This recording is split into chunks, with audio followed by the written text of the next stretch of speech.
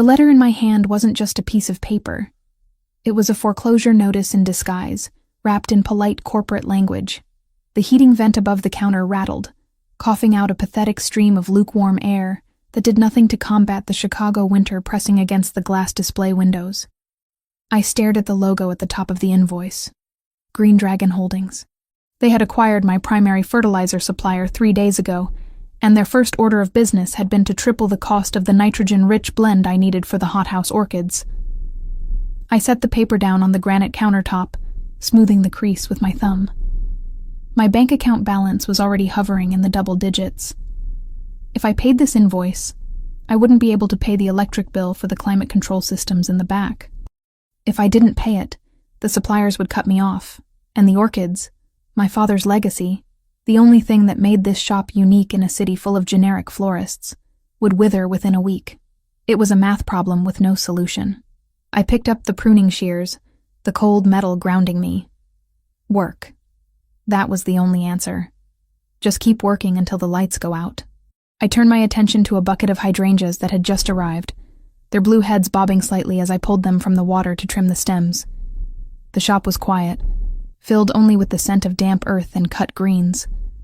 A smell that usually calmed me but today felt suffocating.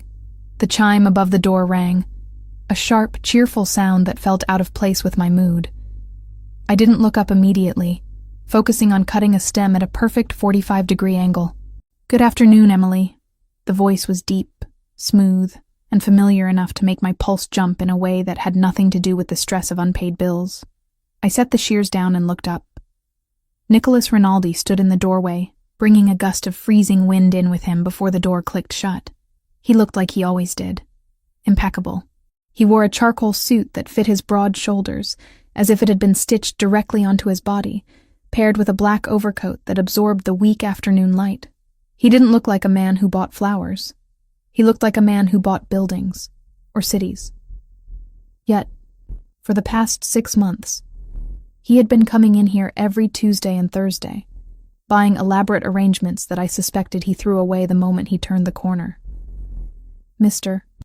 Rinaldi," I said, wiping my hands on my apron. "You're late. Usually you're here by 2. He walked toward the counter, his movements fluid and predatory in a way that usually unnerved new customers. He didn't walk. He occupied space. He stopped right in front of the register, his dark brown eyes scanning my face with an intensity that made me feel like he was reading the fine print of my soul. "Business ran long," Nicholas said, unbuttoning his coat. "I see you're still keeping the temperature in here fit for penguins." "It keeps the flowers fresh," I lied. The truth was I had lowered the thermostat to save money. "What can I get for you today? We have some excellent amaryllis that just came in." Nicholas didn't look at the flowers. He looked at the invoice I had left on the counter. His gaze lingered on the Green Dragon logo for a fraction of a second too long before snapping back to me. "No amaryllis," he said. "Give me something resilient, something that survives the cold. Everything survives if you take care of it properly," I replied automatically, moving around the counter to the display fridge. I could feel his eyes on my back, a physical weight. "How about winter jasmine? It's tough. Surprise me," he said. I busied myself with the arrangement, grateful for the distraction. There was something different about him today. Usually Nicholas was calm, almost bored with the world, carrying an air of detached amusement. Today, he seemed coiled. His fingers drummed a silent, agitated rhythm on the granite counter. He kept glancing at the street outside the window, his jaw set tight. "Is everything okay, Mr. Rinaldi?" I asked, securing the jasmine with twine. He stopped drumming. "I told you to call me Nicholas, Emily." "And yes, just a lot of noise in the city lately. Pests." "Pests?" I asked, raising an eyebrow. "Like rats?" "Something like that," he murmured, his voice dropping an octave. "Big rats." I finished the bouquet and wrapped it in brown butcher paper. When I turned back to hand it to him, he was closer than I expected, leaning over the counter. He wasn't looking at the flowers. He was looking at a bruise on my wrist where I had banged it against the delivery van door earlier that morning. "What happened there?" he asked, his voice losing its casual tone. "Clumsy," I said, pulling my sleeve down. I fought a door. The door won. He didn't smile. He reached out, his hand hovering near my arm without touching it, as if he wanted to inspect the damage but restrained himself. You should be more careful. Fragile things break easily. I'm not fragile, Nicholas, I said, my voice firmer than I intended. And I'm not a flower. A corner of his mouth ticked up. No, you're definitely not. He pulled a money clip from his pocket, peeling off $300 bills. It was too much, as always. The bouquet is $40, I said. Keep the change. Put it toward the heating bill, he said, nodding at the vent that was still rattling. Before I could argue or throw the money back at him for his arrogance, the door chime rang again. This time, it wasn't a customer. It was a courier I didn't recognize, a young guy in a heavy motorcycle jacket, helmet visor down, holding a long, narrow black box. He didn't speak. He walked straight to the counter, placed the box directly in front of me, and turned on his heel. Wait, who is this from? I called out. The courier didn't stop. He was out the door and mounting a black sports bike before the door had even fully closed. The engine roared, and he tore off down the street, weaving dangerously through traffic. Rude, I muttered, looking at the box. It was elegant. I had to give it that. The cardboard was thick, matte black, and expensive to the touch. There was no card attached, no label, just the box. Nicholas had gone very still. He hadn't moved away from the counter, but his posture had shifted. The relaxed lean was gone.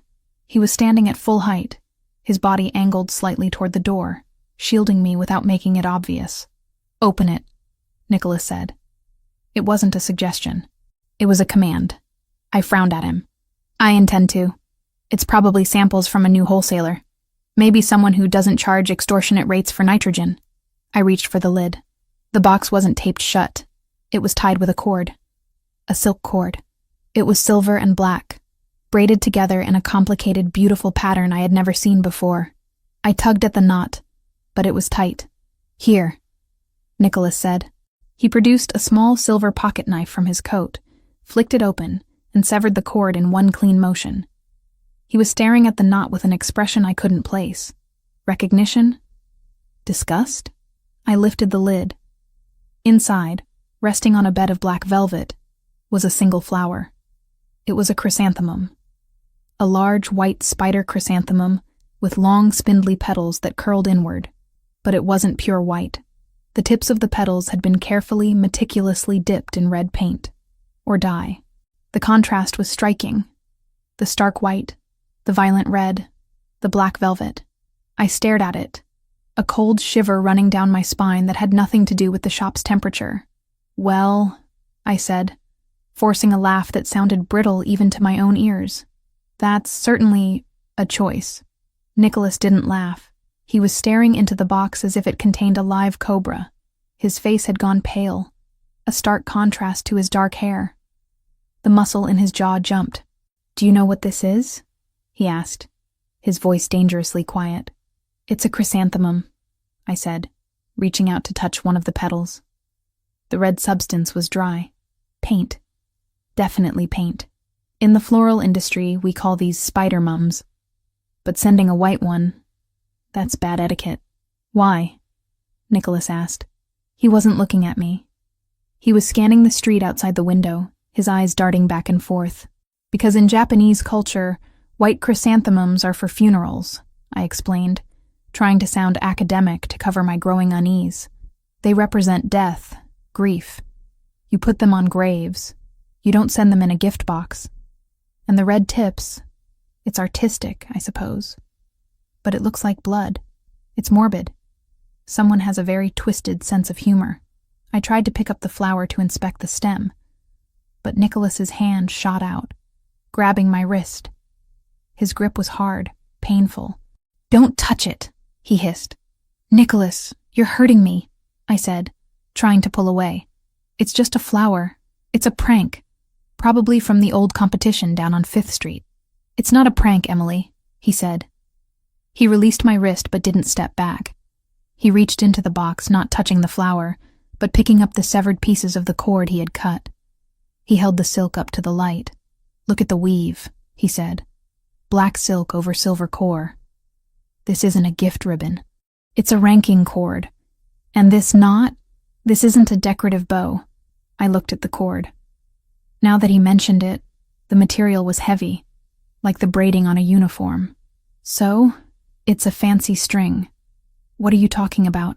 Nicholas looked at me then, and the look in his eyes stopped my heart. It wasn't the smooth, charming look he usually gave me. It was raw, terrified, and furious. It was the look of a man watching a building collapse with someone he loved inside. "It's a Mizuhiki knot, tied in the cut-off style," Nicholas said, the words coming out like gravel. "It's a message from the Yamaguchi clan. The white chrysanthemum is the funeral. The red paint is the promise of how it happens. It means you have been marked. It means the clock has started." I took a step back, bumping into the display fridge behind me. "Yamaguchi? Like, the Yakuza? You're talking about the Mafia?" "Nicholas, this is a flower shop. I sell daisies to grandmothers. I have $300 in my bank account. Why would a Japanese crime syndicate care about me? Because they want the block," Nicholas said, his voice rising. "They want the territory. They don't care about your daisies. They care that you own the lease on a strategic corner. They sent this to tell you that negotiations are over before they even started." My brain struggled to catch up. The cars outside, the men in suits I had seen lingering near the alleyway last week, the aggressive offer from the fertilizer company. Green Dragon Holdings," I whispered. "The company that bought my supplier." "A front," Nicholas snapped. "They're squeezing you out. And because you haven't sold, because you haven't left," he gestured violently at the box. "They sent this." "Okay," I said, my hands starting to tremble. "Okay, so it's a threat. I'll call the police. I'll show them the box." "The police?" Nicholas let out a harsh, bark-like laugh. "The police will file a report for harassment and tell you to get a restraining order against John Doe. By the time they file the paperwork, this shop will be ashes, and you will be inside it." "Then what do I do?" I shouted back, panic finally cracking my voice. "If it's that serious, I'll just lock the door. I'll go home." "You think home is safe?" Nicholas stepped closer, invading my personal space, radiating heat and anger. "You think a lock on a door stops them? They just told you they are going to kill you, Emily. This isn't a game." He looked at the flower again, and something inside him seemed to snap. The control he always wore like a second skin evaporated. The calm, collected businessman was gone. In his place was something violent and terrifying. "Who gave you that flower?" he roared. I flinched. "I told you, it was a courier, a guy on a bike." "What did he look like? Did you see his face? Did he speak?" Nicholas was shouting now, his hands clenched into fists at his sides. "No, he had a helmet. Nicholas, stop, you're scaring me." "I should be scaring you," he yelled. "You should be terrified. You're standing there talking about etiquette and police while a blade is hanging over your neck." He spun around, grabbing the heavy oak display table in the center of the room, a solid piece of furniture that weighed at least 200 pounds, covered in vases and potted succulents. With a roar of pure, unadulterated rage, he didn't just shove it. He lifted one side and flipped it. The sound was deafening. The heavy wood crashed onto the tiled floor, splintering down the middle. Glass vases shattered, sending shards flying like shrapnel. Clay pots exploded, scattering dirt and succulents across the room. The water from the vases splashed over his expensive Italian shoes, soaking the hem of his trousers. I screamed, covering my head with my arms, pressing myself flat against the cold glass of the fridge door. Silence followed the crash. Absolute, ringing silence, broken only by the sound of a single ceramic shard spinning to a halt on the floor. Nicholas stood amidst the wreckage, his chest heaving. His hands were still balled into fists, his knuckles white. He wasn't looking at the destruction he had caused. He was looking at me. His eyes were wide, wild, and filled with a desperate, agonizing fear that shook me more than the violence itself. "Who gave you that flower?" he whispered, the question coming out like a plea this time. "I don't know," I sobbed, sliding down the fridge door until I hit the floor. I don't know, Nicholas. Please. He stared at me for a second longer, breathing hard, as if realizing what he had just done. He looked at the shattered glass, the ruined plants, and then back at me, cowering on the floor. He closed his eyes for a brief moment, taking a deep, shuddering breath. When he opened them, the wildness was gone. It was replaced by a cold, steely resolve that was infinitely more terrifying. He reached into his jacket pocket and pulled out a black phone. He didn't look at it as he dialed. He kept his eyes fixed on the street outside. "This is Rinaldi," he said into the phone, his voice flat, devoid of emotion. Code red. Location: Emily's Blooms on 4th. I want the armored unit here in 3 minutes. I want the perimeter locked down. I want every camera on this block pulled. He listened for a second, then cut the person off. I don't care about the exposure. Burn the protocol. We have a target on the civilian. He paused, looking at me huddled on the floor. She's with me. If anyone gets within 50 feet of this shop who isn't on my payroll, put them in the ground. He hung up the phone and slipped it back into his pocket. He stepped over the wreckage of the table, his shoes crunching on the broken glass, and walked toward me. He didn't look like a customer anymore. He didn't look like a friend. He looked like a soldier entering a war zone. He crouched down in front of me, ignoring the water soaking into his suit pants. He reached out, his hand steady now, and cupped my face. His thumb brushed away a tear that had escaped my eye. "Get up, Emily," he said softly. "You broke my table," I whispered, my voice trembling. "I'll buy you a new table," he said. "I'll buy you a new shop. I'll buy you the whole damn city if that's what it takes. But right now, you need to get up. Because we are leaving." "Leaving?" I asked. "Where?"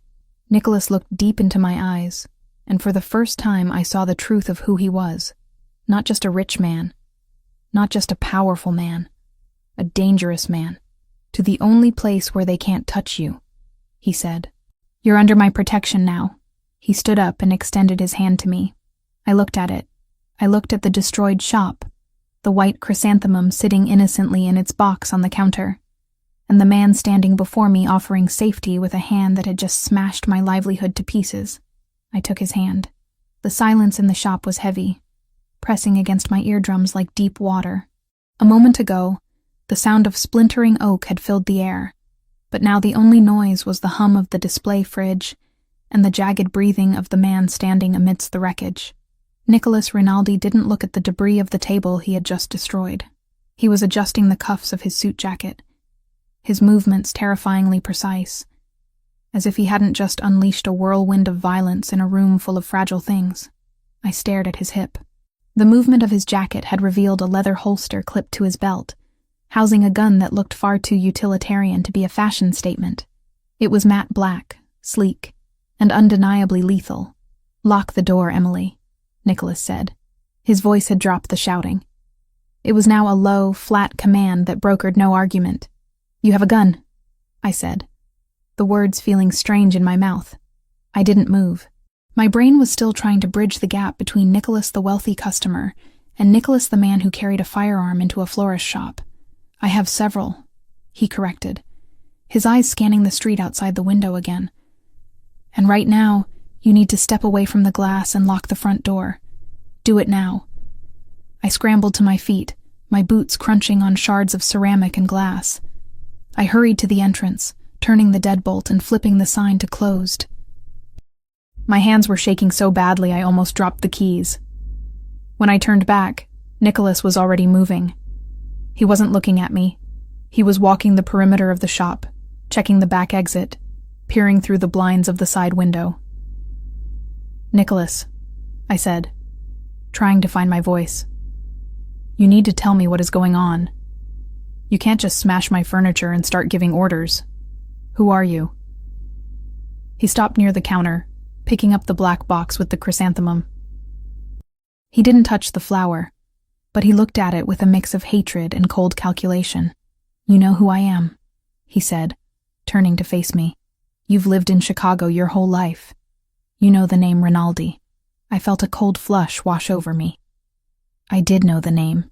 Everyone knew the name. The Rinaldis were construction magnates, real estate developers, owners of shipping logistics.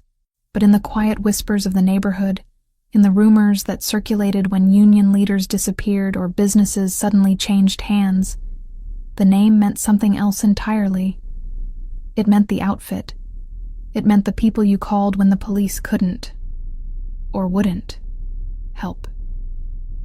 I thought that was just gossip, I whispered. I thought you were in logistics. I am in logistics, Nicholas said, his face unreadable. I move things. I protect things. And right now, the thing I need to move and protect is you. He walked over to where I was standing and placed a hand on my shoulder. His grip was firm, grounding. He wasn't hurting me, but he was making sure I couldn't step away. Listen to me closely, he said, his dark eyes locking onto mine. That flower isn't a prank. The knot on that cord is a mizuhiki, tied in a variation used exclusively by the Yamaguchi-gumi. It's a message sent to business owners who refuse to sell. It signifies a funeral. Specifically, yours. But why? I asked, frustration warring with fear. I'm nobody. I have debt. I have wilted hydrangeas. Why would the Yakuza want me dead? They don't want you dead, specifically. They want you gone, Nicholas explained, his tone clinical but urgent. They are buying this entire block to build a distribution hub for their imports. Everyone else on this street has already sold or been scared off. You are the last holdout. That flower means the negotiation phase is over. The red paint on the petals, that means you have 24 hours before they burn this place down with you inside it. I looked around the shop. My father had bought this building 30 years ago. Every shelf, every nail, every creaky floorboard held a memory of him. The idea that strangers in suits were planning to torch it simply because I hadn't signed a piece of paper made my stomach turn. I saw them, I realized, the memory surfacing. Last week, 3 men in black suits standing across the street taking photos. I thought they were assessors for the bank. One of them, he had tattoos coming up his neck. Under the collar. Yakuza, Nicholas confirmed. They've been watching you, assessing your routine. And today, they decided to start the clock. So I call the police, I said, pointing to the phone. I show them the flower. I tell them about the threat. Nicholas shook his head slowly. The police can't stop a firebombing at 3 a.m, Emily.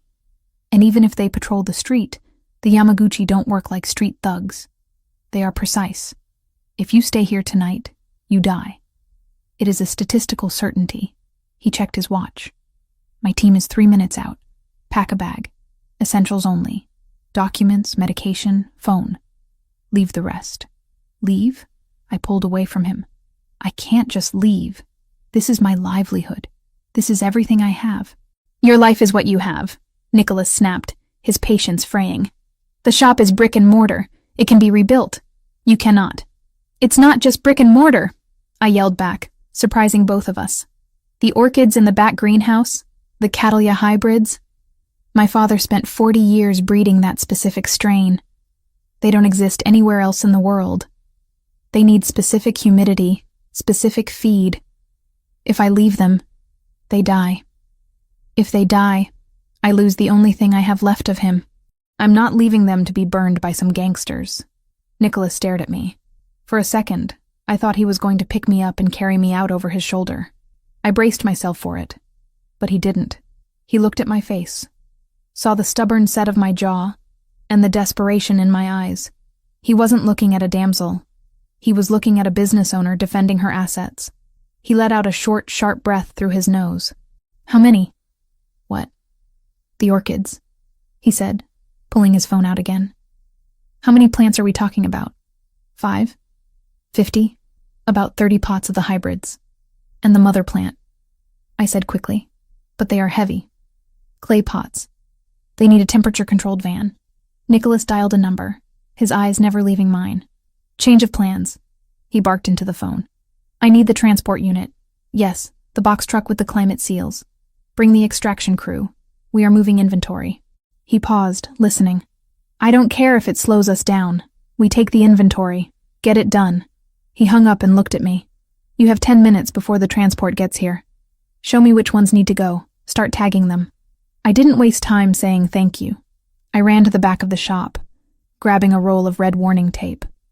Nicholas followed me, shedding his expensive overcoat and tossing it onto a workbench. These ones, I said, pointing to the row of delicate spotted orchids on the top shelf, and the large one in the corner.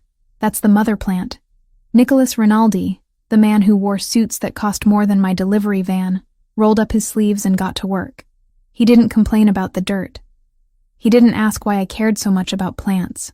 He simply lifted the heavy clay pots with an ease that betrayed immense physical strength, moving them to the loading bay door. "You're not just a florist, are you?" he asked as he set down a massive pot. Most people would be crying in the corner. "I can cry later," I said, wrapping protective burlap around a delicate bloom.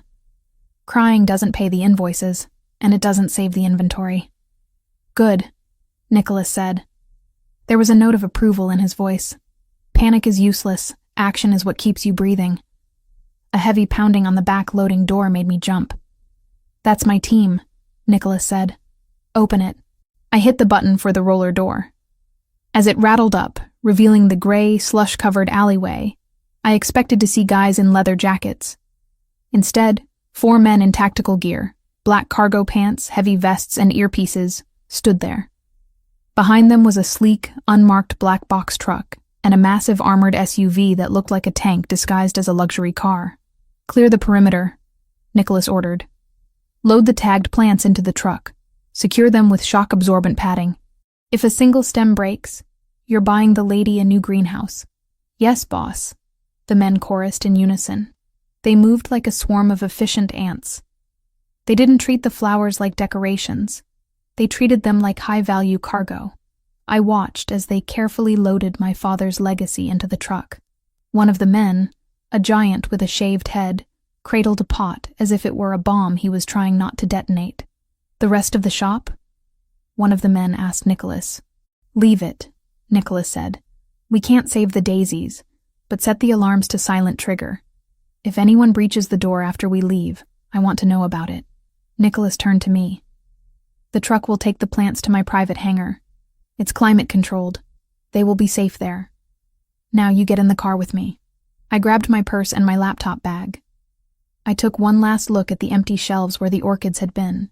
The front of the shop was still a mess of broken glass and the ruined table. It looked like a crime scene. Maybe it was. "Come," Nicholas said, his hand on the small of my back, guiding me toward the SUV. "We are exposed out here." I climbed into the back seat of the SUV.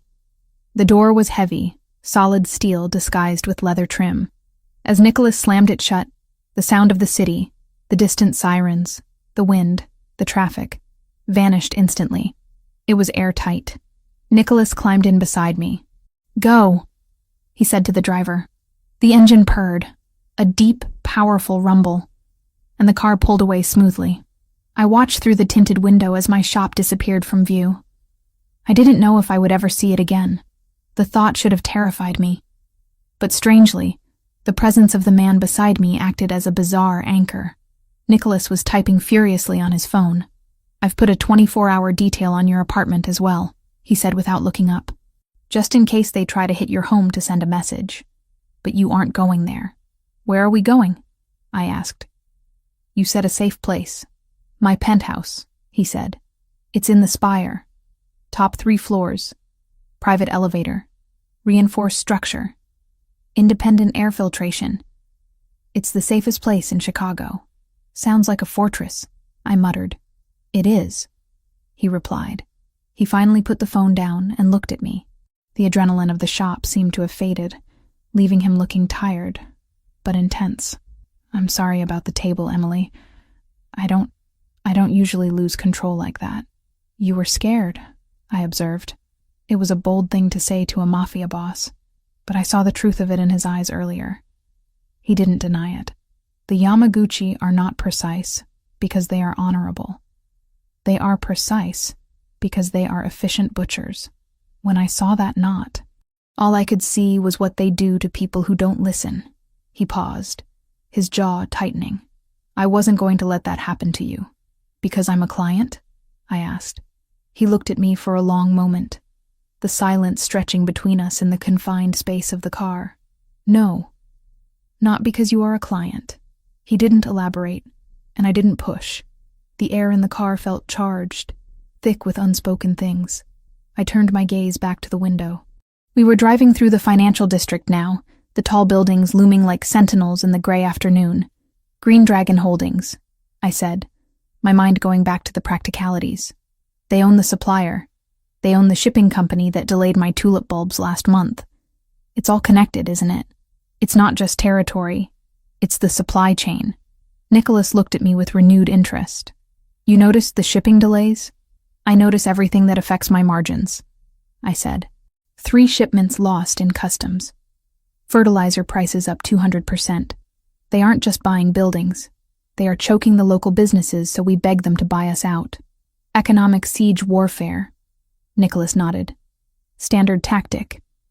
But they made a mistake. What mistake? They assumed you were alone, Nicholas said grimly. They assumed you were just a florist with debt and no connections. They didn't know you were under my protection. I wasn't under your protection until 20 minutes ago, I pointed out. You were, he said softly, almost to himself. You just didn't know it. The car turned into an underground ramp, descending deep beneath one of the tallest skyscrapers in the city. Concrete walls blurred past. We passed 2 checkpoints with armed guards who nodded at the driver. This wasn't just a luxury apartment building. It was a compound. The car stopped in a private garage bay. The doors unlocked with a heavy clack. We're here, Nicholas said. We took an elevator that had no buttons, only a biometric scanner. Nicholas pressed his hand against the panel, and the doors slid shut. The ascent was so smooth I could barely feel it, but my ears popped as we climbed 60 stories in seconds. The doors opened directly into a living space that was larger than my entire shop and apartment combined. It was breathtaking, yes. Floor-to-ceiling windows overlooking the entire city, marble floors, modern art that probably cost millions. But it was also cold. Not temperature cold, but emotionally cold. It looked like a museum, not a home. Everything was gray, black, and white. No color. No life. Don't touch the windows, Nicholas said as he walked in. They are electrified if the alarm is triggered. Charming, I said, clutching my laptop bag. The guest suite is down the hall to the right, he gestured. It has everything you need. Clothes, toiletries. If you need something else, ask the house staff. But do not leave this floor. The elevator will not work for you. I stood in the middle of the vast living room, feeling very small and very out of place in my dirt-stained apron and work boots. But then I remembered the invoice in my bag, the deadline. Nicholas, I said. He stopped halfway to what I assumed was his office. Yes? I need the Wi-Fi password, I said. He blinked, clearly surprised. The Wi-Fi password? You just escaped a death threat, and you want to check your email? I have pending orders for tomorrow, I said, my voice steady. I need to cancel them. I need to email the event planner for the Miller wedding and tell them I can't deliver the centerpieces. If I don't cancel, I'll be liable for breach of contract. I can't afford a lawsuit on top of a death threat. Nicholas stared at me. A slow, genuine smile spread across his face, the first real smile I had seen since he smashed my table. It wasn't the polite smile of a customer. It was a smile of respect. Network is Rinaldi secure, he said. Password is Omerta, capital O. Omerta, I repeated dryly. Code of silence. Very subtle. I'm a traditionalist, he shrugged. Cancel your orders, Emily. But don't worry about the penalties. Anyone who sues you answers to me. He turned and walked into his office, closing the door behind him. I was left alone in the silent glass castle. I looked out at the city below, a sprawling grid of lights beginning to flicker on in the twilight. Somewhere down there, men with tattoos were probably pouring gasoline on my front porch. Somewhere down there, my old life was ending. I walked to the nearest couch, sat down, and opened my laptop. I had work to do. The silence of the 64th floor was different from the silence of my shop. In the shop, silence was heavy with the scent of damp earth and the subtle living respiration of thousands of plants. Here, the silence was sterilized. It smelled of ozone, polished marble, and expensive leather. It was the silence of a vacuum. hermetically sealed against the chaos of the world below. 3 days. That was how long I had been a guest, or a prisoner, depending on the hour of the day, in Nicholas Rinaldi's fortress in the sky.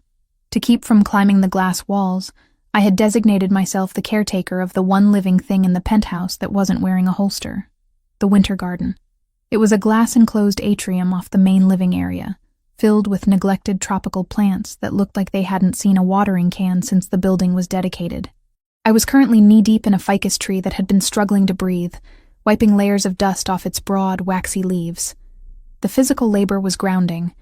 It reminded me that I was still Emily Mitchell, florist and business owner, not just a witness in a federal protection program that hadn't actually been sanctioned by the feds.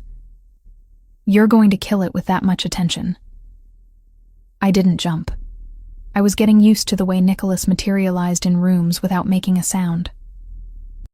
The thick carpets absorbed his footsteps, but I had started to sense the shift in air pressure when he entered. I turned on the small step stool.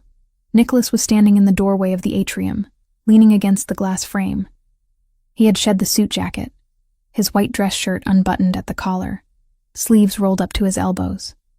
He looked tired. Not the physical exhaustion of manual labor, but the deep, bone-weary fatigue of a man playing a chess game where the pieces were made of dynamite. Plants breathe through their leaves, I said, holding up the damp cloth I had found in the kitchen. This dust is suffocating them. It's blocking the photosynthesis. You have a $10,000 irrigation system installed in here, but nobody bothered to wipe the leaves. I have staff for that, Nicholas said, watching me step down. Your staff is afraid to touch anything, I countered. I saw the housekeeper yesterday. She vacuums around the pots like they might explode. In my line of work, checking for explosives is a valid precaution, he replied dryly. He walked over to where I was standing, invading my personal space with that casual arrogance that seemed to be his default setting. He reached out and touched a leaf I had just cleaned. It looks greener. That's the point, I said. Why do you have this room, Nicholas? You don't seem like the type to sit here and meditate among the ferns. He looked around the atrium, his expression unreadable. It came with the specs. The architect said it would humanize the space, make it less predatory. He failed, I said honestly. The rest of the apartment still looks like a Bond villain's lair. But the plants have potential. A ghost of a smile touched his lips. It was the first time I had seen him relax in 48 hours. Since he had brought me here, he had been a whirlwind of hushed phone calls, encrypted emails, and meetings with men who looked like they chewed gravel for breakfast. I had stayed out of his way, canceling my orders, emailing my clients with a fabricated story about a family emergency, and trying not to think about the white chrysanthemum sitting in the trash back at the shop. I'm hungry, Nicholas said abruptly, changing the subject. The staff left for the night. I was going to order something. Takeout again? I wrinkled my nose. We've had Thai, sushi, and Italian in 3 days. I'm starting to feel like a sodium experiment. I don't cook, Emily. I eat fuel. I sighed, untying the makeshift apron I had fashioned from a spare towel. You have a kitchen that rivals a Michelin star restaurant. 6 burners, a convection oven, copper pots that have never seen a flame. It's a tragedy. I walked past him toward the kitchen.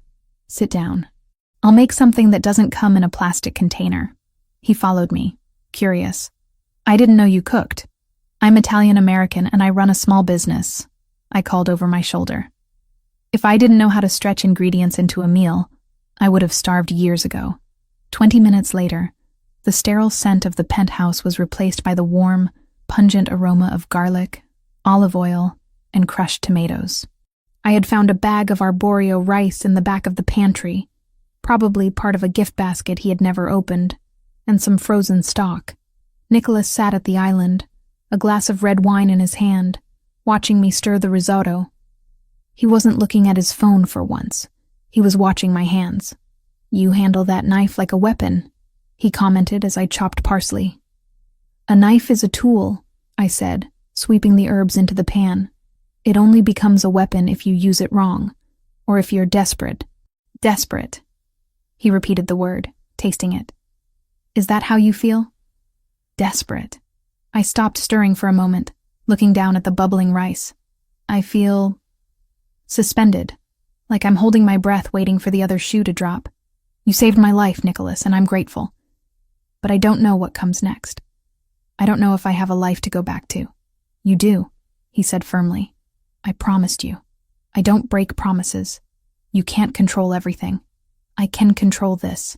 His phone buzzed on the counter, a harsh vibration against the marble. The softness that had entered the room evaporated instantly. Nicholas looked at the screen, and his face hardened into a mask of stone. He picked it up. Rinaldi. I went back to stirring, trying to give him privacy, but the kitchen was open concept, and his voice carried. I don't care what the dean says. Nicholas snapped into the phone. If she leaves the campus perimeter, I want to know. If she goes to the library at night, someone walks with her. Yes. Inside the building. He paused, listening, his knuckles white around the glass of wine. No, he said, his voice dropping to a dangerous whisper. You tell him that if he denies my security detail access to the dorms, I will buy the university board and fire him by morning. She is not to be left alone. Not for a second. Do you understand? Fix it. He hung up and slammed the phone face down on the counter. The sound echoed like a gunshot.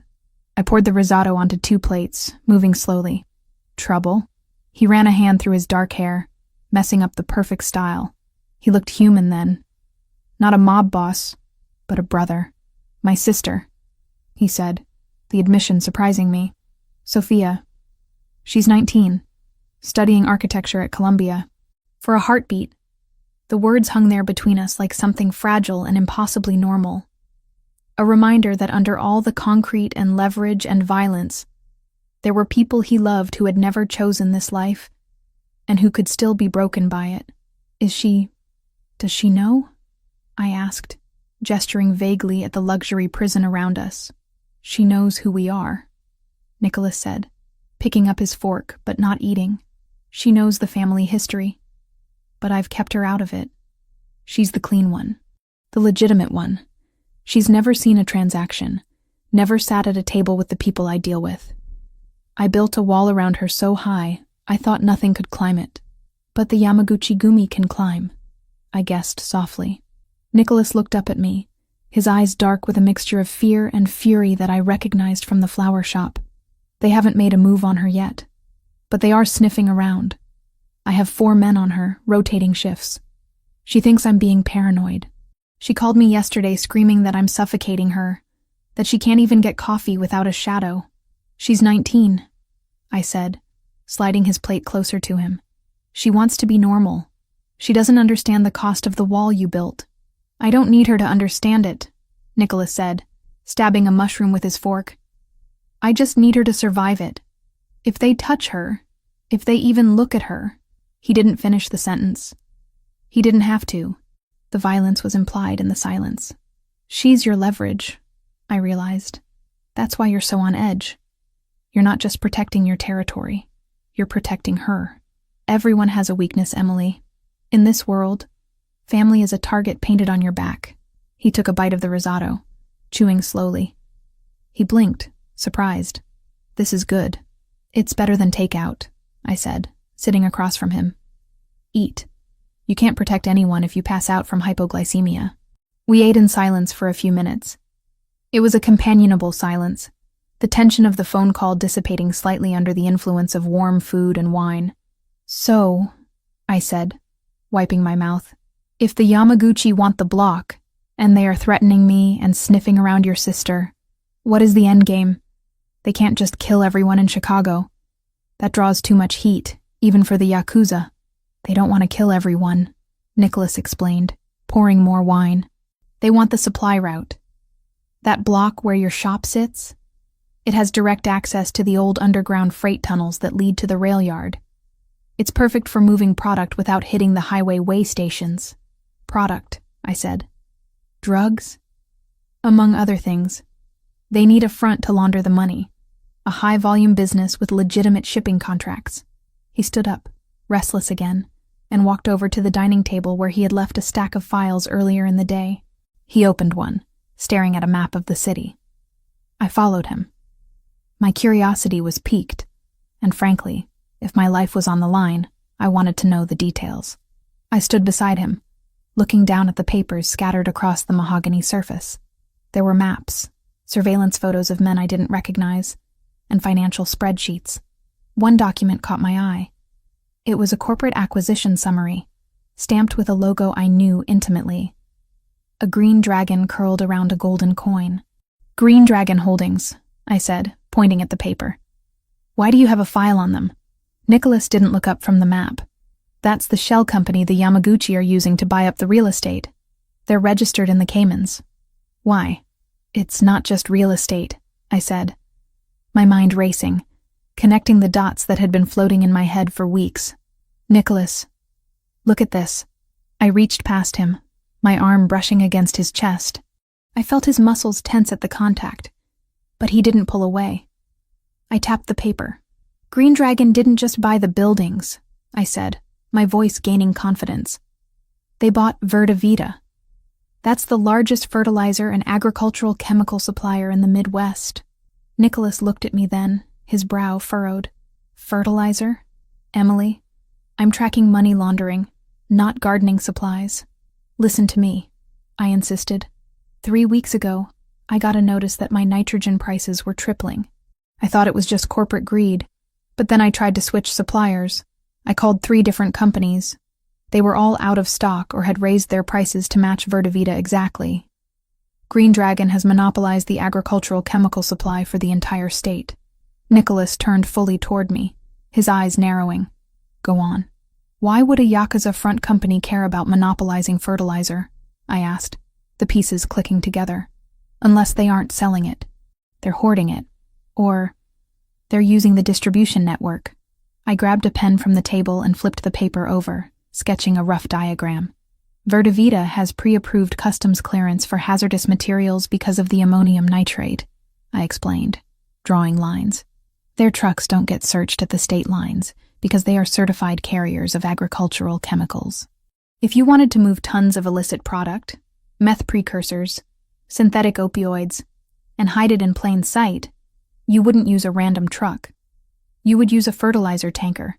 It smells terrible, it's dangerous to open, and nobody wants to inspect it." Nicholas stared at my drawing. He was silent for a long time. Then, he picked up the file on Green Dragon and flipped through it with a new intensity. "Ammonium nitrate," he muttered. "They aren't just moving drugs. They're moving bomb-making materials, and they're doing it under the guise of farming supplies." He looked up at me, and the expression on his face made my breath hitch. It wasn't just attraction anymore. It was admiration.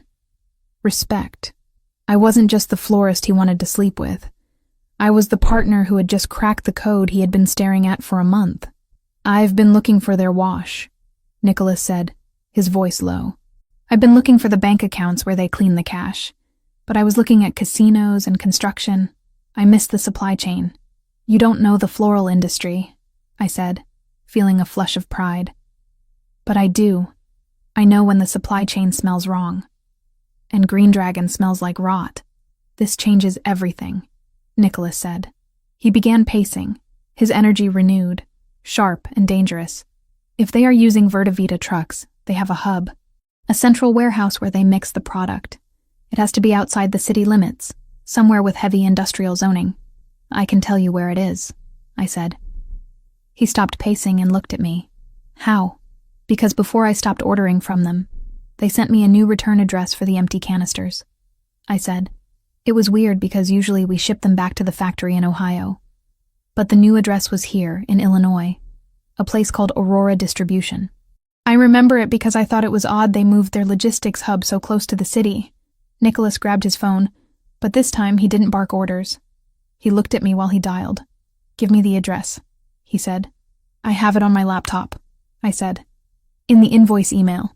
I ran to the couch, woke up my computer, and pulled up the email from Green Dragon. Nicholas was already on the line with his head of security. "Get the team ready," Nicholas said into the phone, his eyes fixed on me as I read the address out loud. "No, we're not waiting for intel. I have the intel. We're going on the offensive." He hung up and walked over to me. He took the laptop from my hands and set it on the coffee table. Then he took my face in his hands. His palms were warm, rough, and electric. "You just saved us months of surveillance," he said, his voice raspy. "You just gave me the throat of the enemy. I just want them to stop raising my prices," I joked weakly, my heart hammering against my ribs. Nicholas didn't laugh. He leaned down, his forehead resting against mine. "You are not just a florist, Emily Mitchell. You are dangerous. Is that a compliment? In my world? It's the highest one there is." He pulled back, his eyes searching mine. The air between us was charged with static. We were standing in the middle of a war room, surrounded by maps of our enemies, and all I could think about was how much I wanted him to kiss me. "I have to go," he said, stepping back, the regret evident in his voice. "I have to hit that warehouse before they move the inventory. If we can prove they are trafficking narcotics in those trucks, I can bring the feds down on them. I can burn Green Dragon to the ground legally."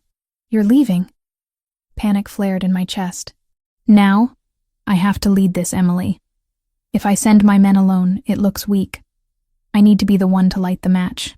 He walked to a hidden panel in the wall, opening it to reveal a safe. He pulled out a heavier tactical vest and a different gun. I watched him arm himself. It was a terrifying transformation. The businessman was gone completely, replaced by the predator. "Stay here," he ordered, checking the magazine of his weapon. "The lockdown is active. Nobody gets in unless they have my biometrics. Do not open the door for anyone, not even room service." "Nicholas," I said. He paused at the door. "Be careful," I said. "Please." He looked at me one last time, his hand on the keypad. "I'll be back. Keep the plants alive for me." Then he was gone, and the heavy steel locks of the penthouse slammed home, sealing me in. I stood there in the silence, the smell of risotto still lingering in the air. I looked at the files on the table, the map of the city, and the Green Dragon logo. I felt a strange sense of clarity. I wasn't just a victim hiding in a tower anymore. I had thrown a stone back. I had helped him. I walked back to the winter garden. The ficus tree was still there, its leaves shiny and clean. "You and me, buddy," I whispered to the tree. "We're just going to wait here and hope the storm doesn't break the glass." But as I looked out at the city lights, knowing that Nicholas was out there hunting the monsters that wanted me dead, I realized something else. I didn't just want to survive the storm. I wanted to be part of it. I wanted to know that the man coming home to me wasn't just a protector, but a partner. And tonight, for the first time, I felt like one. I went back to the kitchen to clean up the dishes, but my mind was already racing. If the warehouse in Aurora was the hub, then the Yakuza would be guarding it with everything they had. Nicholas was walking into a trap or a fortress. I hoped the information I gave him was enough. I hoped the Aurora distribution center wasn't just another empty shell. I checked my laptop again, looking at the Green Dragon email chain. There was a tracking number for my last shipment. I clicked it. Status: delivered. Signed by K. Yamaguchi. I froze. They weren't just using shell companies. The clan leadership was signing for the packages personally. That meant the warehouse wasn't just a hub. It was their headquarters. I grabbed my phone to call Nicholas. But then I remembered. He had gone dark. "Burn the protocol," he had said. He wouldn't answer. I sat down on the floor, the phone in my hand, staring at the name on the screen. Yamaguchi. Nicholas wasn't just going to burn a warehouse. He was walking straight into the lion's den. And I was the one who had given him the address. "Come back," I whispered to the empty room. "Just come back." The penthouse felt colder than ever. I wrapped my arms around myself, waiting for the dawn, or the phone call that would tell me if I was a widow before I had even been a wife. Minutes turned into hours. I couldn't sit still. I paced the length of the living room, from the window to the kitchen and back again. The silence was agonizing. I needed to do something. I needed to be useful. I went back to the table with the files. I started organizing them. Not just shuffling papers, but reading them properly. If I was going to be part of this world, I needed to understand the language. I read about the zoning laws, the import taxes, the rival families. I found a file labeled Personnel. I opened it. It was a list of Nicholas's men. their backgrounds, their specialties. And then, a smaller file clipped to the back. Subject, Sofia Rinaldi. Status, surveillance active. Threat level, moderate. I read the notes. Photos of a pretty girl with dark curly hair laughing with friends at a coffee shop. Photos of her walking into a library.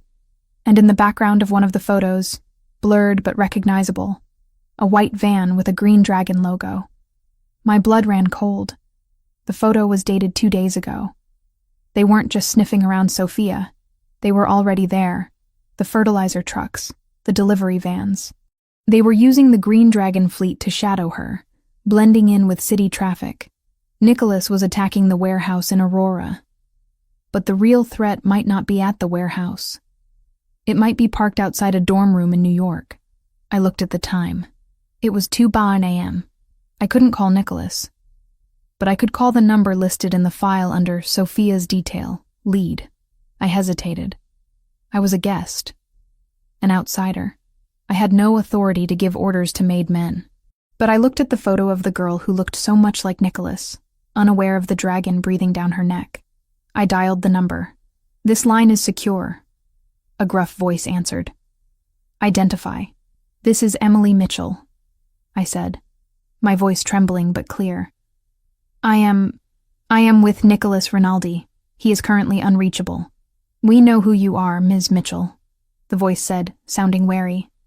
"What is the emergency?" "The threat to Sofia," I said. "Check the perimeter for commercial delivery vans, specifically Green Dragon or Verdi Vita branding. They aren't just trucks, they are surveillance units." There was a pause. "We have a florist van parked down the street. It's been there since shift change." "Check it," I ordered, channeling every ounce of Nicholas's authority I could mimic. "It's not a florist. It's them." "Hold on." I heard muffled movement, the sound of a car door opening, then shouting. A gunshot. Then silence. "Ms. Mitchell?" The voice was breathless now. "We just engaged 2 hostiles in a surveillance van. They were armed. They had eyes on the target's window. We neutralized them." I let out a breath I didn't know I was holding. "Is she safe?" I asked. "She's secure. We're moving her to the safe house now." "You have good eyes, Ms. Mitchell. We missed the van because it had a parking permit. They own the logistics companies," I said, feeling a wave of exhaustion hit me. "They own everything. We'll inform the boss when he comes back on comms. Good work." The line clicked dead. I sank onto the couch, shaking. I had just intercepted a hit.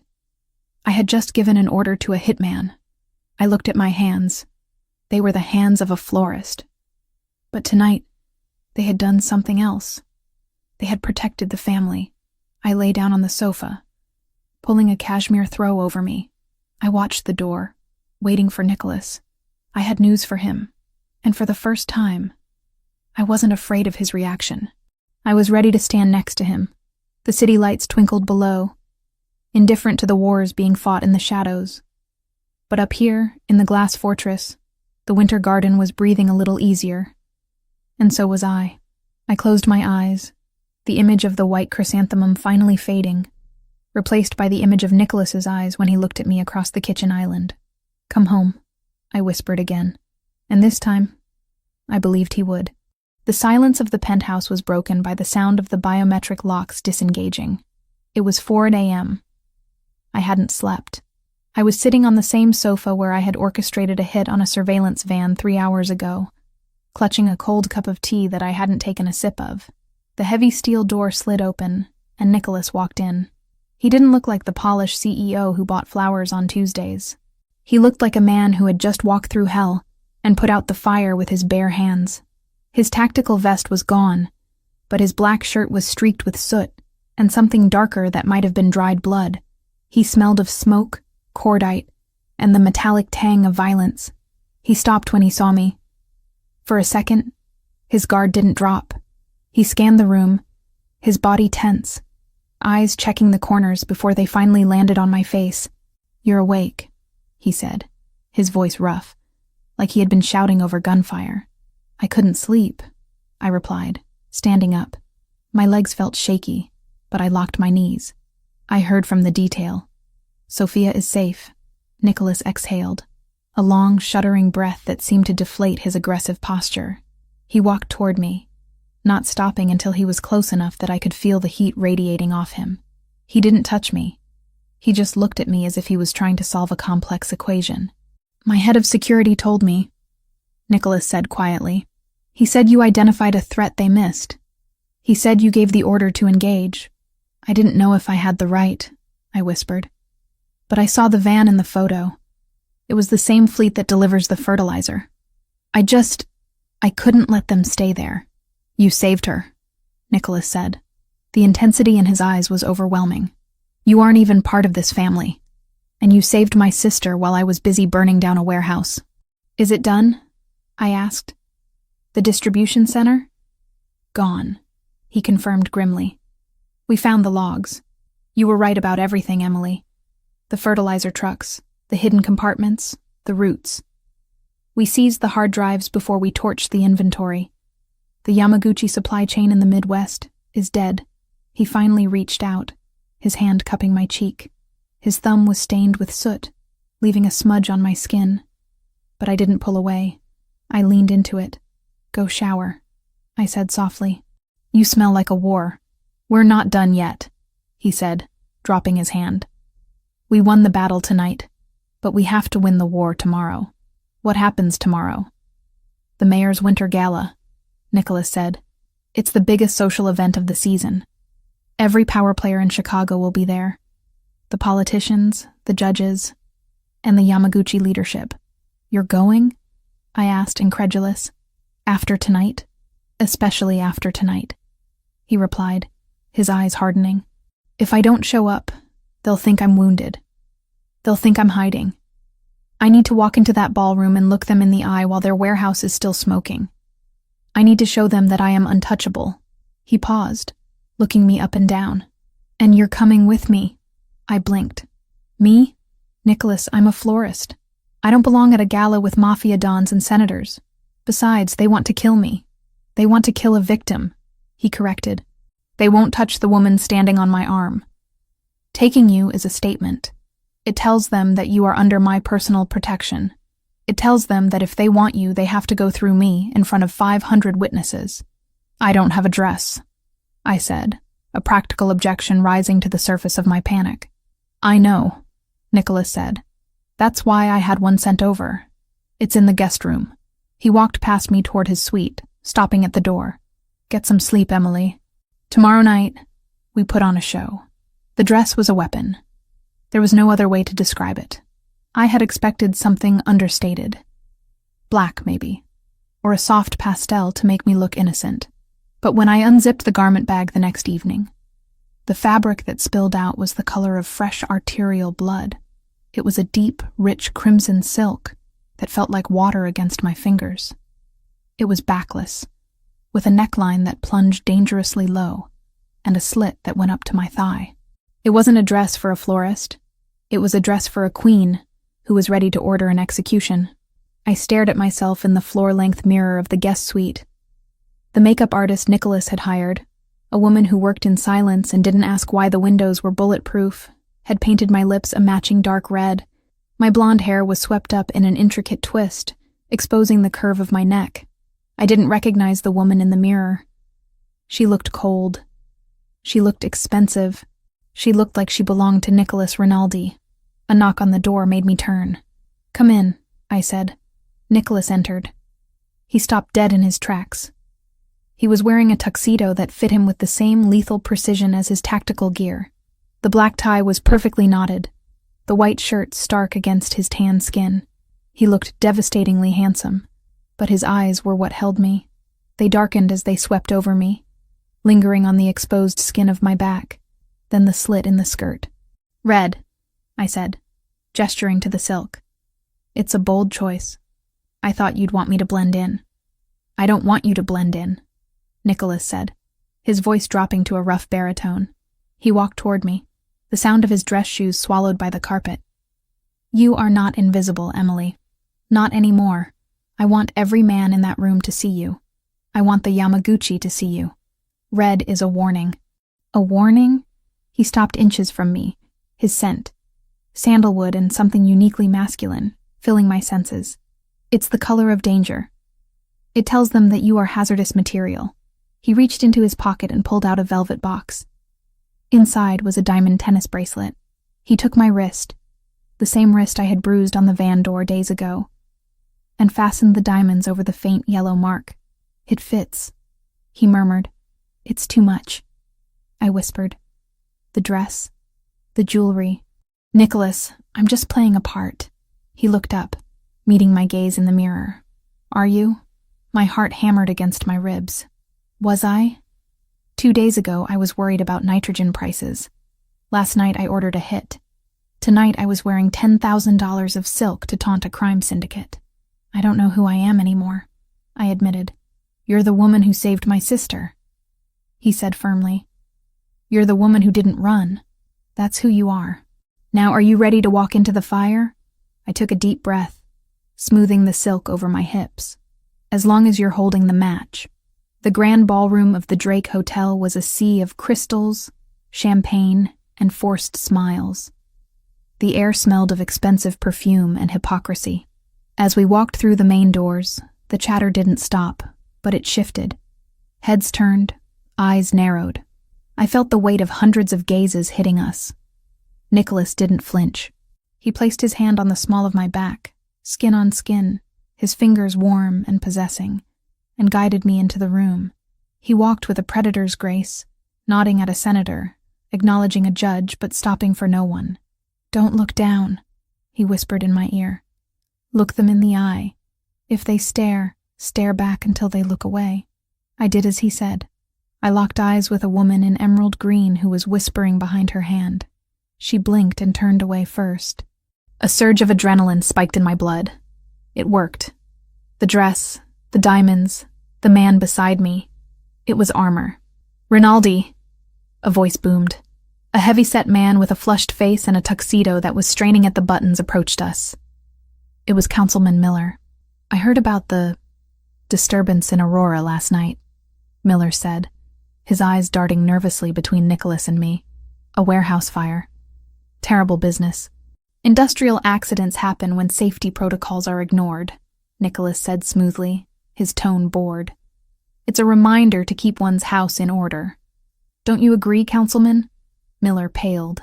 Yes, of course. And who is this charming companion? This is Emily, Nicholas said. He didn't introduce me as his florist. He didn't introduce me as his girlfriend. He just said my name as if it were a title.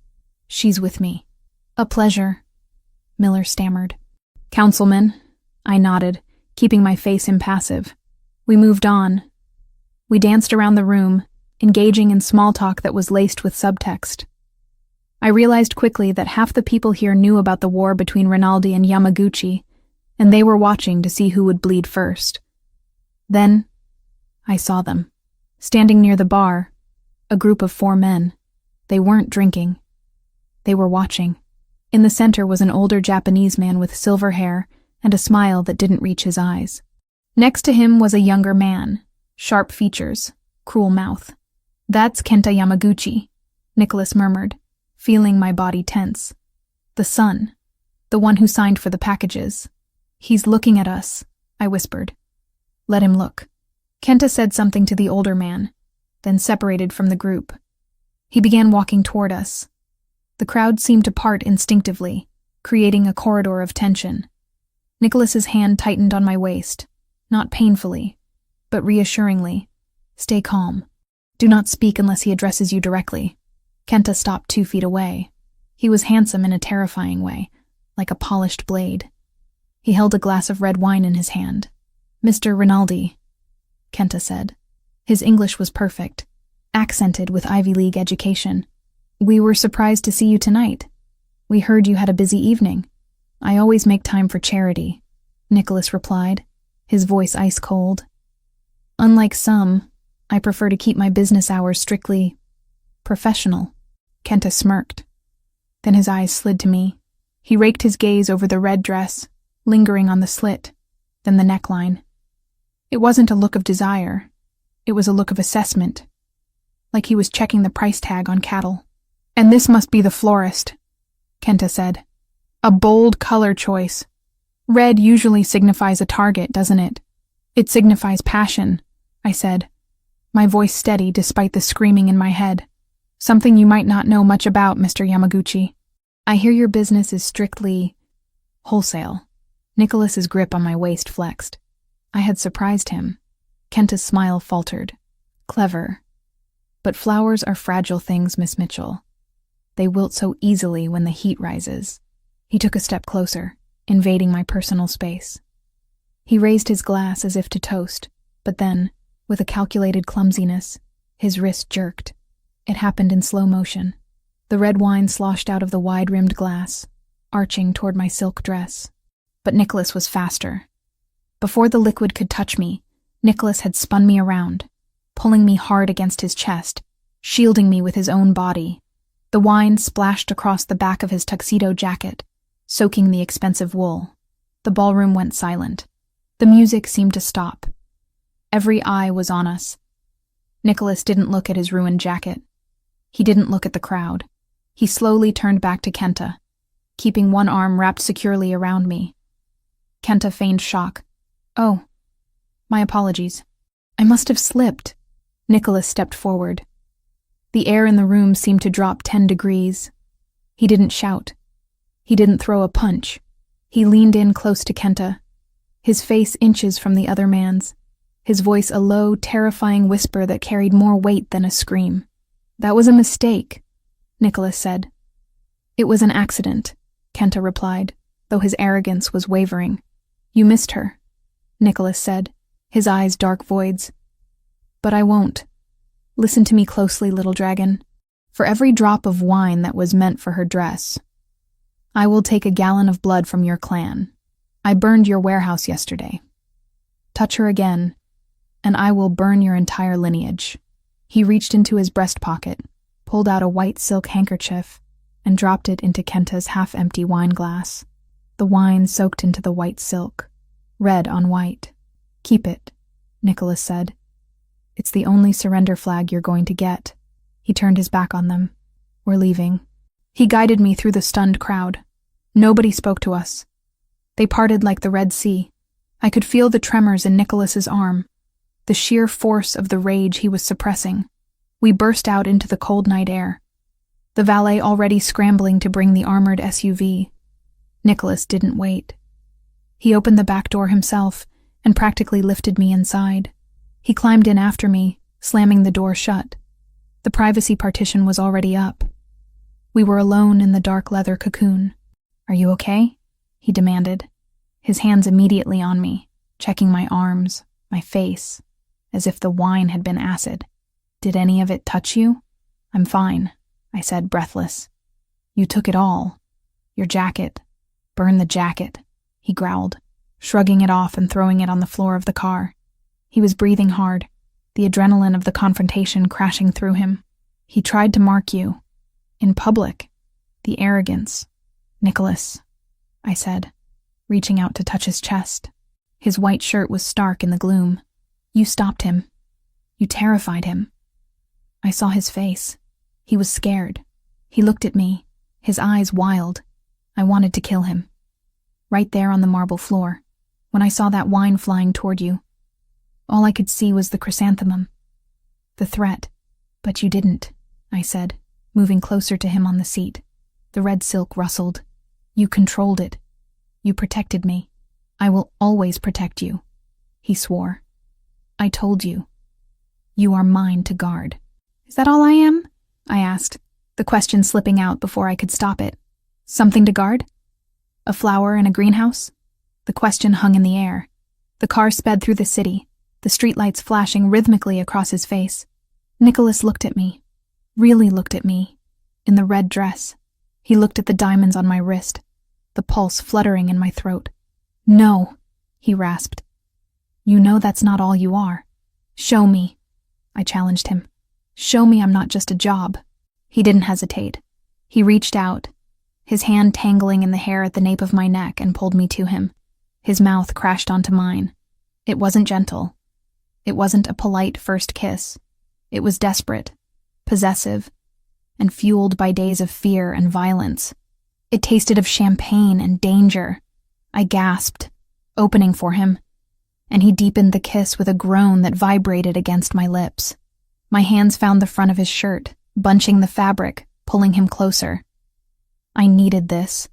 I needed to feel the life in him. The fire that proved we were both still breathing after the threats and the guns.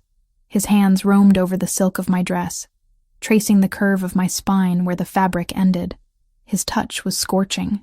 "Emily," he breathed against my mouth, breaking the kiss for a fraction of a second. "I've wanted to do this since the moment you scolded me about the dust on the ficus tree. Shut up and kiss me again," I whispered. He obeyed. He kissed me until my head spun, until the memory of the Yakuza and the warehouse faded, leaving only the sensation of his hands, his mouth, and the overwhelming certainty that I had crossed a line I could never step back from. I wasn't the florist anymore. And he wasn't just the customer. We were partners in the wreckage, bound by a red dress and a white handkerchief soaking in wine. The car slowed as we approached the garage, but neither of us moved away. Nicholas rested his forehead against mine, his breathing ragged. "They will come for us now," he said, his voice low and serious. "Kenta won't let that insult stand.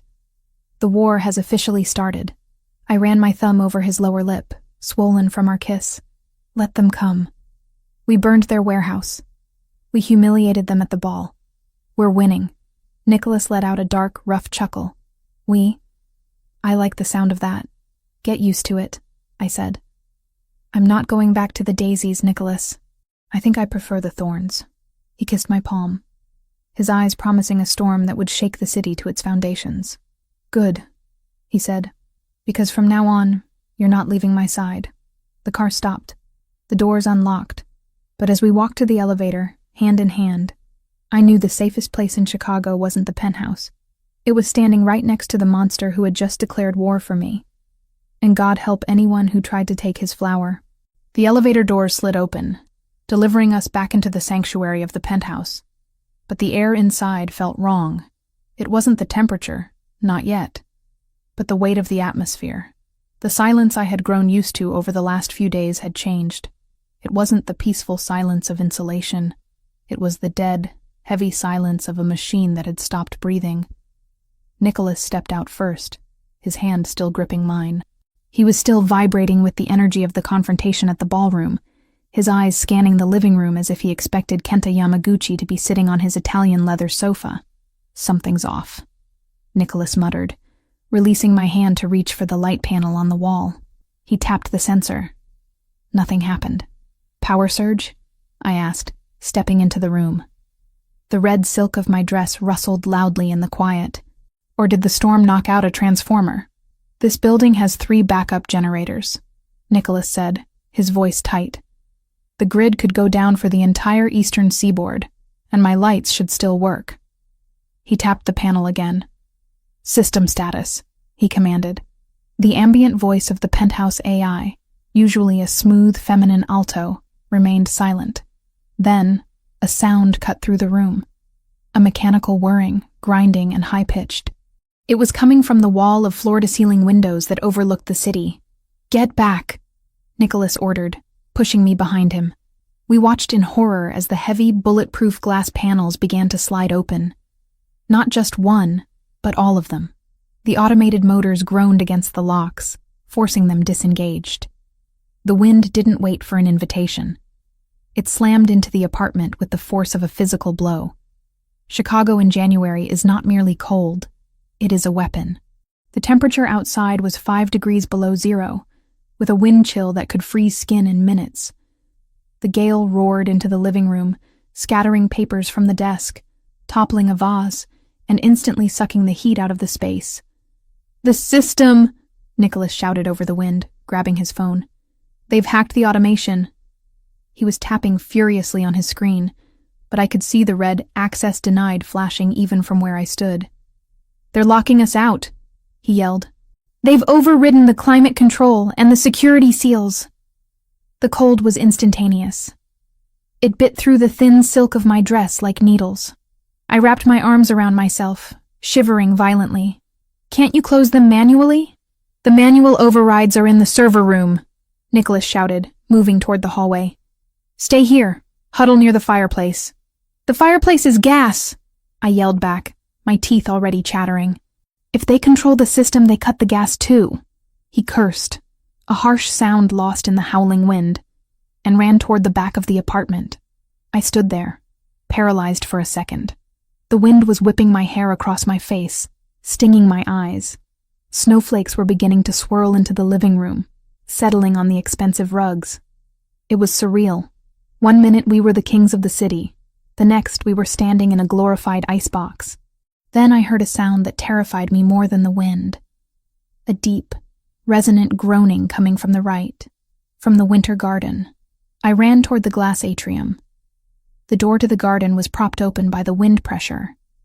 Inside, the tropical plants were thrashing in the draft. But the sound wasn't the wind. It was the pipes. The complex, high-pressure irrigation system that kept the humidity at 90% for the ficus and ferns. I saw the copper pipes along the ceiling vibrating. "Water expands when it freezes," I whispered to myself. If those pipes froze, they wouldn't just crack. They were pressurized. They would explode. And the main water line for the penthouse ran directly through the floor of the atrium, right above the server room where Nicholas was heading. If that line burst, thousands of gallons of water would flood the server room. It would destroy the manual overrides. It would destroy the security mainframe. We wouldn't just be cold.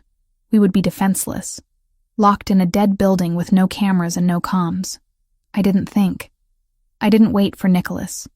I reacted with the instinct of a florist who had spent 10 years battling Illinois winters to save her livelihood. I ran into the atrium. The temperature in there was plummeting, the shock to the tropical plants immediate. I ignored them.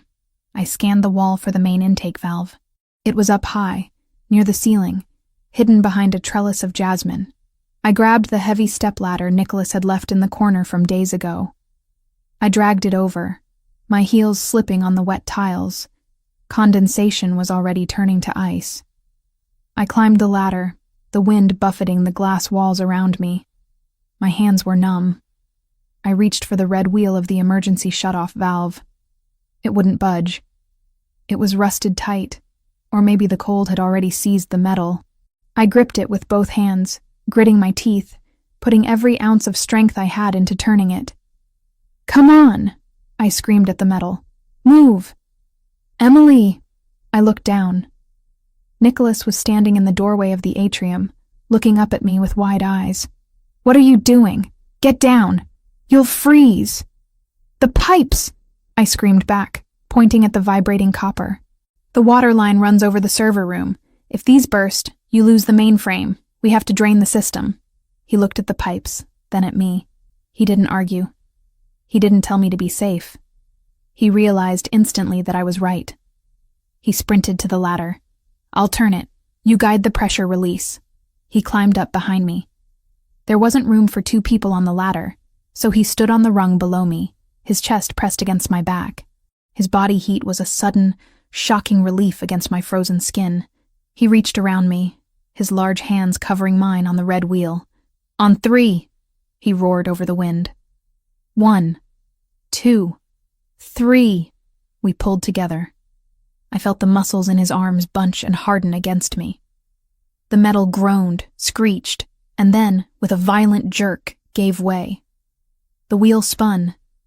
"Keep turning," I yelled. "All the way to the right." Nicholas cranked the wheel until it locked shut. The water flow was cut, but the pressure was still in the pipes. "The release valve," I shouted, pointing to a smaller lever near the floor, behind the large fern pot. "We have to dump the remaining water, or it will still burst." Nicholas jumped down from the ladder, splashing into a puddle that was already forming a skin of ice. He scrambled behind the fern. "It's stuck," he yelled. "Kick it," I instructed. "It's a ball valve. Just kick the lever flat."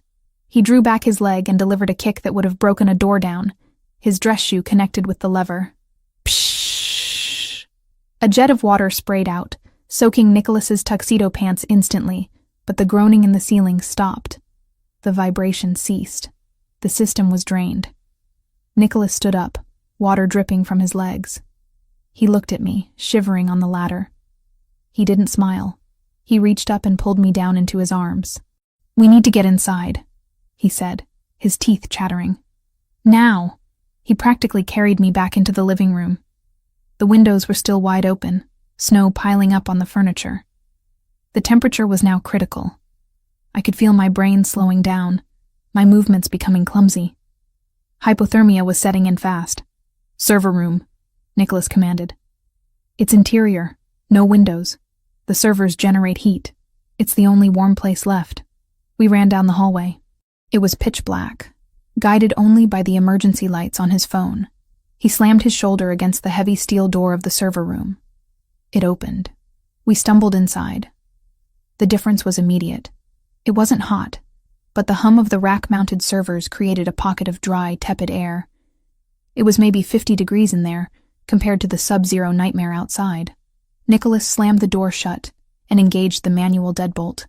"Safe," he breathed, sliding down the wall until he hit the floor. I sank down next to him.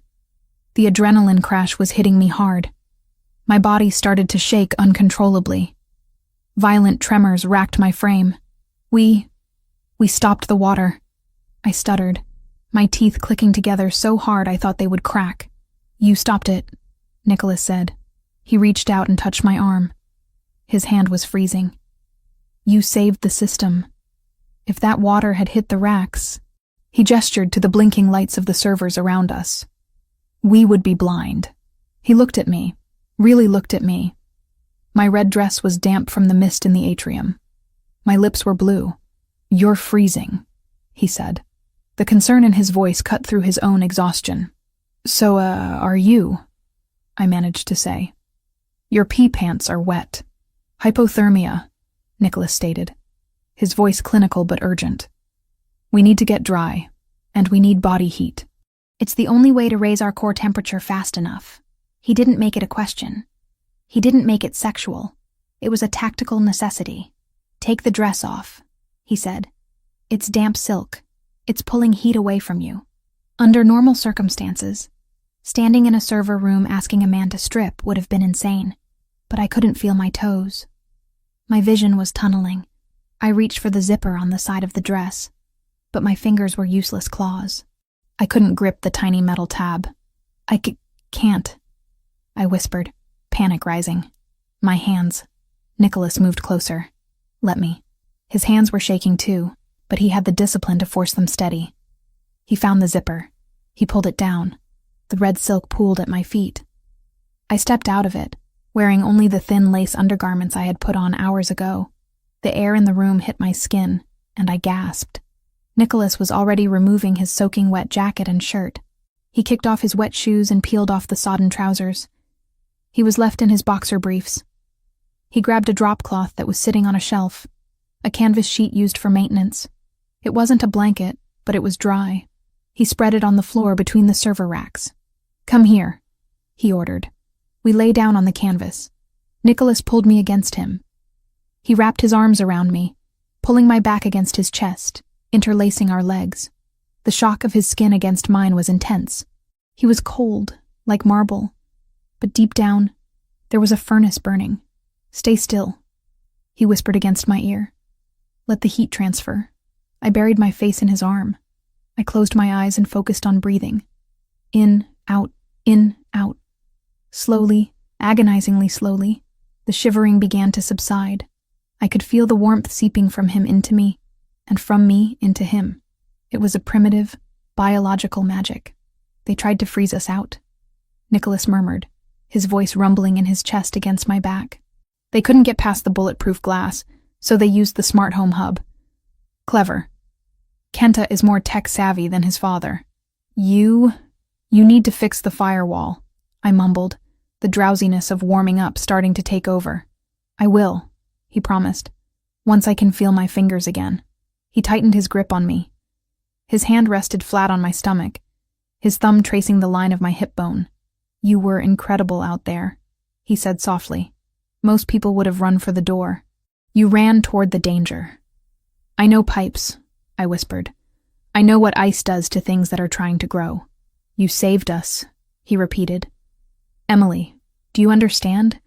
You didn't just save the computer. You saved our position. If this system went down, the perimeter sensors would fail. They could have walked right in the front door.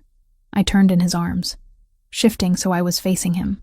The space between the server racks was narrow, forcing us to be completely intertwined. In the blinking blue LEDs of the server lights, his face looked sharp, stripped of all the social masks he wore. "We're a good team," I said. He looked at my lips, then my eyes. "We are." He reached up and brushed a strand of hair away from my face. His touch was no longer cold. It was warm.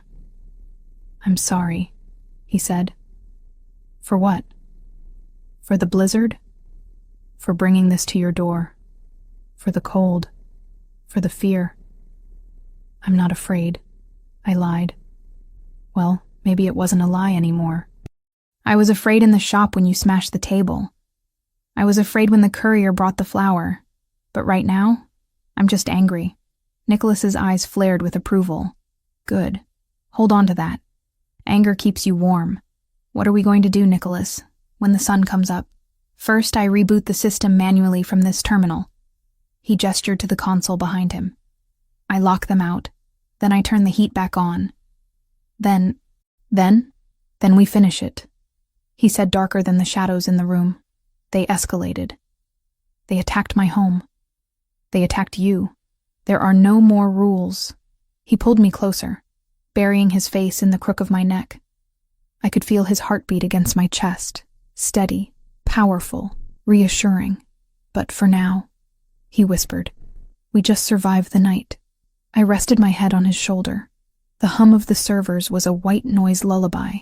The canvas was rough against my skin, and the floor was hard, but I had never felt safer. We lay there for hours, suspended in time. The storm raged outside the open windows of the living room, burying the penthouse in snow, freezing the furniture, destroying the art.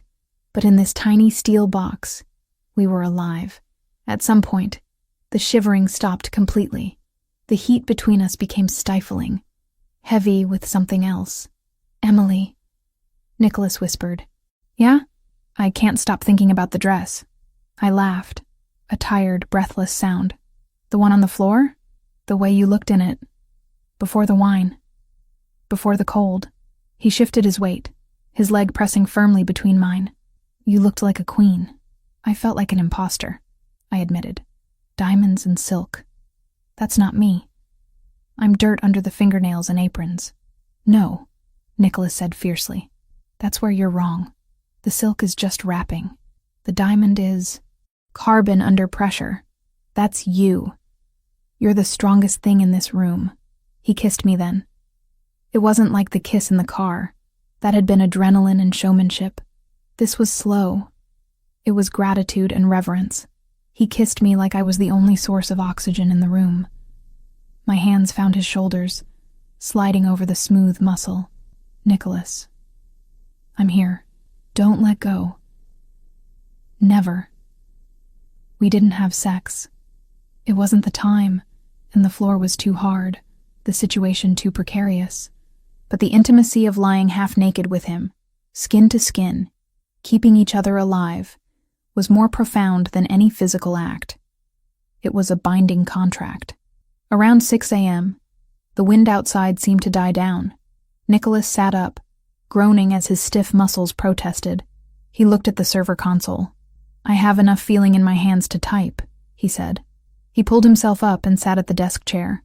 I watched him work, the blue light reflecting off his bare back. He typed furiously, lines of code scrolling down the screen. "Got you," he muttered, isolating the external port, rerouting the admin access. He hit enter with a decisive strike. System reboot initiated.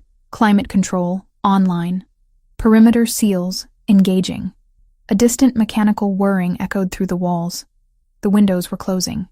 "It's done." Nicholas exhaled, slumping back in the chair. "I've cut the remote access. They can't get back in." He turned to me, extending his hand. "Let's go check the damage." We dressed quickly in the damp clothes. It was unpleasant, but necessary to leave the room.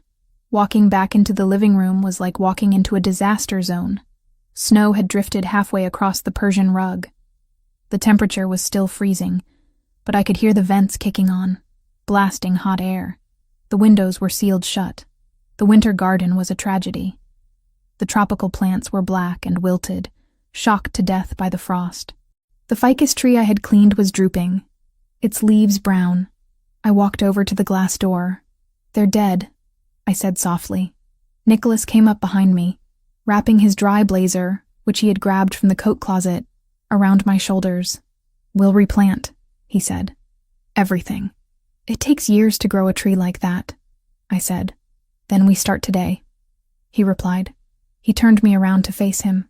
The morning light was gray and weak, filtering through the snow-streaked windows. We looked like wrecks, hair messy, clothes ruined, eyes shadowed with fatigue. "Go take a hot shower," Nicholas ordered gently. "A real one. I'll make coffee, and then I'm going to make a phone call," he said, his eyes shifting to the horizon where the sun was trying to break through.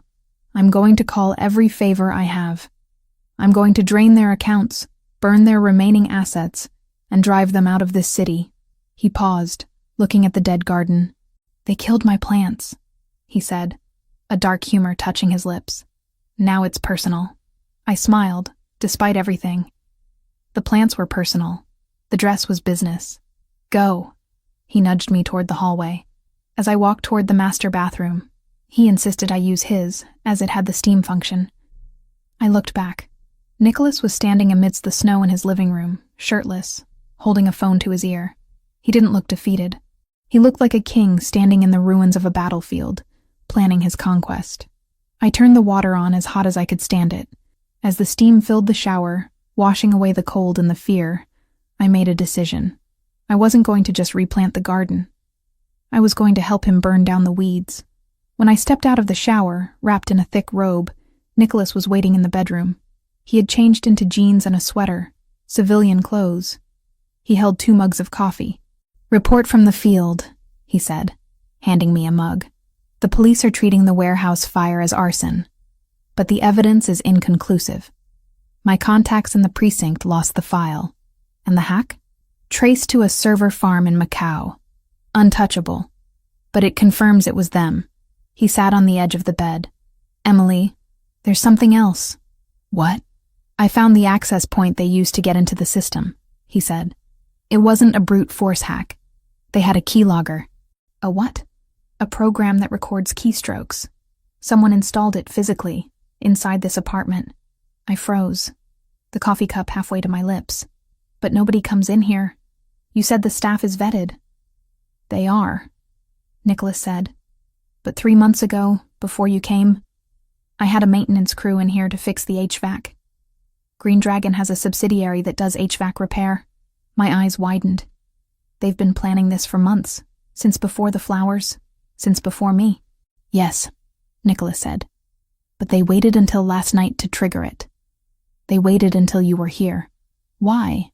"Because they wanted us together," Nicholas said, his voice grim. "They wanted to take out the king and the queen on the same chessboard." "They missed," I said. "They missed," Nicholas agreed. He stood up and walked to the window, looking out at the frozen city. "And now it's our turn to move." He turned back to me, and the look in his eyes was terrifying and beautiful. "Get dressed, Emily. We're going to the office." "The office?" "My real office," he said. "We're going to look at the Green Dragon logistics map you drew, and you're going to show me exactly where their weak points are." I set the coffee down. The fear was gone. In its place was a cold, hard resolve. "Give me 5 minutes," I said. "Take 10, he replied. "We have all day. And for the rest of their short lives, they are going to wish the cold had killed us." The map glowing on the monitors of Nicholas's home office was a digital reconstruction of the Aurora Industrial Park. But to me, it looked like a graveyard of my childhood memories. I traced the perimeter of the largest structure with my finger, leaving a faint smudge on the expensive screen. "Here," I said, my voice steady despite the fatigue dragging at my eyelids. "This is the old drainage outflow. When I was a kid, my dad used to bring me here to pick up bulk orders of peat moss. I used to play near the creek while they loaded the truck. There's a grate here. behind the rhododendron nursery. It leads directly into the sub-basement where they keep the heavy machinery. Nicholas leaned over my shoulder, his presence a wall of heat against my back. He smelled of coffee and dangerous resolve.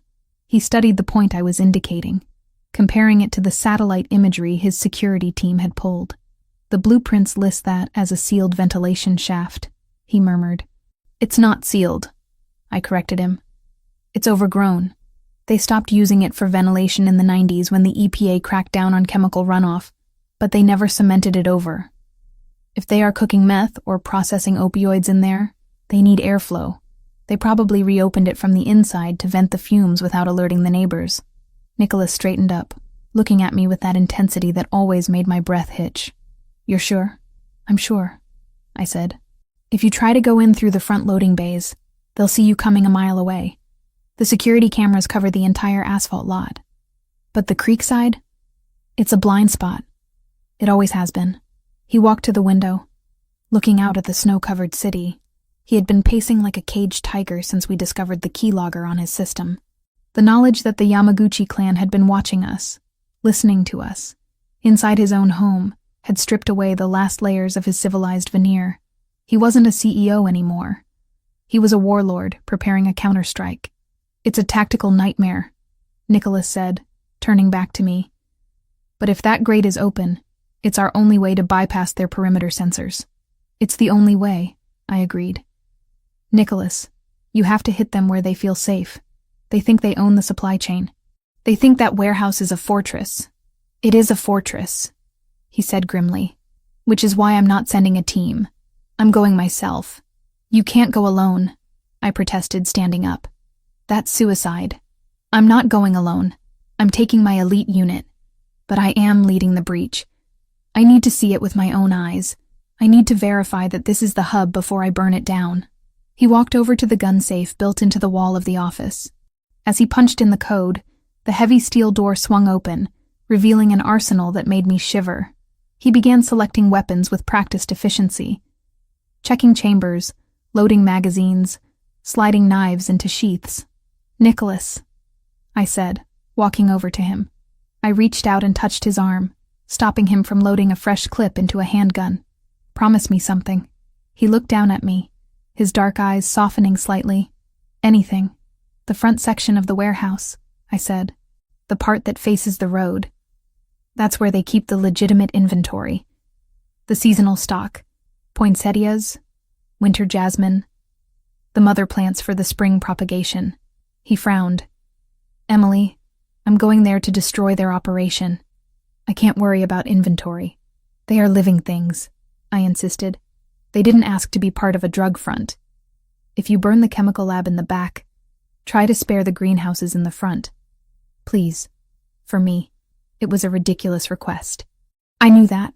Asking a Mafia boss to be careful with petunias while he was raiding a heavily armed compound. But Nicholas didn't laugh. He didn't dismiss me. He looked at my face, searching for something. And then he nodded. I'll trigger the fire suppression system in the front zones before I ignite the rear, he promised. The plants will get wet, but they won't burn. Thank you, I whispered. He leaned down and kissed me hard, a kiss that tasted of finality and fierce promise. Stay here. Monitor the police scanners. If anything goes wrong, if I don't call you by midnight, you initiate the ghost protocol. You take the cash in the safe, you go to the airfield, and you disappear. I'm not going anywhere, I said fiercely, gripping his sweater. You're coming back, you have to. You still owe me a new table. A dark chuckle escaped him. Right, the table. He pulled away, grabbed his tactical vest, and walked out the door. I listened to his footsteps fading down the hallway, the heavy thud of the elevator doors closing. And then, silence. The waiting was a physical pain. I sat in the office, surrounded by the glow of monitors. I had pulled up the live feed of the Chicago Police Dispatch on one screen and the weather radar on the other. A fresh band of snow was moving in, which was good for Nicholas. Heavy snow meant low visibility. It meant the world would be quiet. Hours bled into one another. I paced. I drank coffee that had turned cold. I replayed the layout of the Aurora facility in my mind. praying that my memory from 15 years ago hadn't failed me. What if they had sealed the grate? What if they had put a sensor there? I stared at the phone, willing it to ring. Every minute that passed felt like a tightening noose. I imagined him crawling through freezing mud, breaching steel doors, facing men who killed for a living. Please, I thought, directing the plea to the universe, to God, to anyone listening. Bring him back. I don't care about the debts. I don't care about the shop. Just bring him back. The Aurora Distribution Center was a hulking shadow against the snow-blind sky. Nicholas lay prone on the frozen bank of the creek, the icy mud soaking through his tactical gear. He didn't feel the cold. His adrenaline was a roaring fire in his veins. Through the scope of his night vision goggles, the world was a wash of green phosphorescence. He saw the grate Emily had described. It was there, hidden behind a tangle of dead rhododendrons and chain-link fencing that had rusted through. Just as she had said. Target acquired, he whispered into his comms. Breach point confirmed. Alpha team, on me. Bravo, hold the perimeter. If anything runs out the back door, put it down. He moved forward, cutting through the wire with silent shears. The grate was heavy, but the hinges were rusted almost off. He pried it open, the screech of metal masked by the howling wind. He slid into the darkness. The tunnel smelled of rot and old chemicals. It was tight, claustrophobic. But Nicholas moved with the fluidity of a predator. He crawled for 50 yards until he saw light filtering through a floor vent above him. Voices. He pushed the vent up. He was in a storage room. He pulled himself up, silent as a ghost, his weapon raised. The facility was massive. The front section, as Emily had said, was filled with rows of shelving holding legitimate gardening supplies. Bags of soil, ceramic pots, crates of dormant bulbs. But as he moved deeper, the air changed. The smell of fertilizer was replaced by the sharp, acrid sting of acetone and ammonia. He found the false wall behind a stack of pallets. It slid open to reveal the heart of the operation. It wasn't just a warehouse. It was a factory. Stainless steel vats bubbled with clear liquid. Conveyor belts moved bags of fertilizer that were being stuffed with vacuum-sealed bricks of white powder. Men in hazmat suits and armed guards with automatic rifles patrolled the catwalks. Nicholas signaled his team. Execute. The firefight was brief, violent, and surgical. Nicholas didn't waste bullets. He moved through the chaos like a wraith, taking down 2 guards before they could even raise their weapons. His men flooded the room, securing the catwalks. Within 5 minutes, the floor was theirs. The Yamaguchi technicians were zip-tied on the ground. The guards were neutralized. Nicholas walked to the main office overlooking the production floor. He kicked the door open. Inside, a terrified middle manager was trying to shred documents. Nicholas grabbed him by the collar and threw him away from the desk. The ledgers, Nicholas barked. Where are the physical ledgers? I don't know. Everything is digital, the man stammered. Nicholas pistol whipped him, a controlled strike to the temple. Don't lie to me. Kenta Yamaguchi doesn't trust the cloud. Where are the books? The man pointed to a floor safe hidden under a rug. Nicholas blew the hinges off with a breaching charge. Inside, he found them. Thick, leather-bound books, and a stack of hard drives. He flipped through one. It was all there. The extortion payments from local businesses, the bribes to city officials, the shipping manifest for the drugs. This was the nail in the coffin. He shoved the evidence into his waterproof pack. Then he turned to his second-in-command. Rig it, Nicholas ordered. Thermite charges on the vats. Incendiary rounds on the chemical storage. I want this place to burn so hot they see it in Japan. Yes, boss. As his men set the charges, Nicholas walked back toward the front of the warehouse. He reached the heavy fire doors that separated the drug lab from the legitimate greenhouse supply area. He paused, his hand on the lever. He remembered Emily's voice. They are living things. Please. He looked at the control panel on the wall. Fire suppression system. Zone A. Greenhouse. He smashed the glass cover with the butt of his rifle and yanked the manual activation handle. Instantly, the sprinklers in the front section hissed to life, drenching the innocent plants in a protective curtain of water. He watched for a second to make sure the pressure was holding. Promise kept. he muttered. He stepped back into the lab. Fire in the hole. He led his team out the back exit, sprinting into the snowy night as the first explosion rocked the foundation. A massive fireball erupted behind them, turning the falling snow into sizzling steam. The chemical lab was consumed in seconds. Nicholas didn't look back. He had the books. He had the win. And he had a woman waiting for him. The elevator doors opened, and the smell hit me before I saw him. Smoke. That distinct clinging scent of burning structure and chemicals. I jumped up from the office chair, my heart hammering so hard it hurt. Nicholas stood there. He looked terrible. His face was streaked with soot, his tactical gear was torn at the shoulder, and he was soaked to the bone. But he was standing. He was whole. Nicholas! I ran to him. I didn't care about the soot or the smell. I slammed into his chest, wrapping my arms around his neck.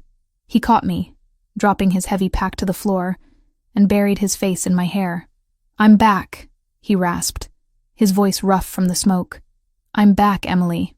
"You're hurt," I said, pulling back to inspect a cut on his cheek. "Just a scratch. Debris." He dismissed it. He looked at me with a wild, triumphant energy burning through his exhaustion. "We got it all. The books, the drives. The entire operation is ashes. And," I asked, hesitating, "and the front section is wet," he said, a small crooked smile breaking through the grime on his face. "I triggered the sprinklers. Your mother plants are safe. The fire doors held." I let out a sob that was half laugh. "You crazy idiot. You actually did it." "I told you," he said, gripping my waist. "I don't break promises." He walked me backward into the living room, kicking the door of the office shut. He led me to the fireplace, which was crackling with a gas fire he must have turned on remotely. Or maybe the staff had returned. No, we were alone. He reached into his jacket pocket, the inner one, protected from the water and the fire. He pulled out a single folded piece of thick paper. It was singed at the edges, smelling of smoke. "What is that?" I asked. "While I was in the safe," Nicholas said, looking at the paper, "I found the file labeled with your shop's address. It was in the extortion pile. This is the contract they were going to force you to sign. The transfer of deed. And this," he pulled out a second paper, a pink slip. "This is the debt note they bought from your bank." My knees went weak. "They bought my mortgage? They owned you, Emily," Nicholas said softly. "On paper, at least. They were going to call the loan next week. Foreclose on you." He held the papers out to the fire. The flames licked at the edges. "Nicholas," I breathed. "You don't owe them anything," he said. "Not a cent. Not a flower. Not a minute of sleep." He dropped the papers into the fire. We watched them burn. The paper curled, blackened, and turned to ash, floating up the chimney. My debt, my fear, my chains, gone. Nicholas turned to me. The firelight danced in his dark eyes, reflecting the raw, naked desire that had been simmering between us for days, suppressed by danger and cold. "I'm dirty," he said. "I smell like smoke." "I don't care," I whispered. I reached for the buckles of his tactical vest. "Take it off." He let me undress him. I unclipped the heavy Kevlar, letting it drop to the floor with a thud. I pulled his ruined shirt over his head. His skin was hot, marked with fresh bruises and old scars, covered in a sheen of sweat and soot. He reached for me then. There was no hesitation this time. "No, we shouldn't. No, it's dangerous." The danger was burning in a warehouse in Aurora. Here, now, there was only us. He picked me up, my legs instinctively wrapping around his waist, and carried me to the bedroom. He didn't turn on the lights. The glow from the city outside and the open door to the hallway was enough. He laid me on the bed, his body following mine down, a heavy, solid weight that I welcomed. "Emily," he said, his voice a low growl against my throat. "Do you know what I thought about when the charges went off? When the roof came down?" "What?" I gasped as his hands moved over me, possessive and claiming. "I thought about the fact that I hadn't properly kissed you yet. Not really. Not without a clock ticking. We have time now," I said, running my hands through his dark, messy hair. We have all night. I'm going to ruin you for anyone else, he warned, pulling back to look at me. You know that, right? After this, there is no going back to normal. You are part of me now. I don't want normal, I told him, looking straight into his soul. I want you. I want the storm. He groaned, a sound of surrender and victory, and captured my lips. The night became a blur of sensation. It wasn't gentle. We had both been running on adrenaline and fear for too long for it to be gentle. But it wasn't violent. It was intense. It was a desperate affirmation of life. His touch was everywhere, erasing the cold of the blizzard, erasing the memory of the chrysanthemum. He worshipped my body like it was the only holy thing left in his world. And I met him. Match for match. Fire for fire. I wasn't the fragile florist anymore. I was the woman who had guided him through the dark. The woman who had ordered a hit. The woman who lay beneath the Mafia boss and felt only power, not fear. Later, much later, we lay tangled in the sheets. The room quiet, except for our breathing. Nicholas was asleep, one arm thrown heavily over my waist, keeping me pinned to his side even in his dreams.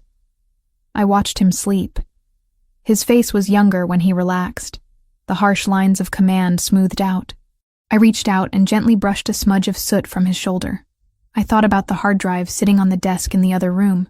Tomorrow, Nicholas would make the calls. He would freeze their assets. He would cripple the Yamaguchi clan.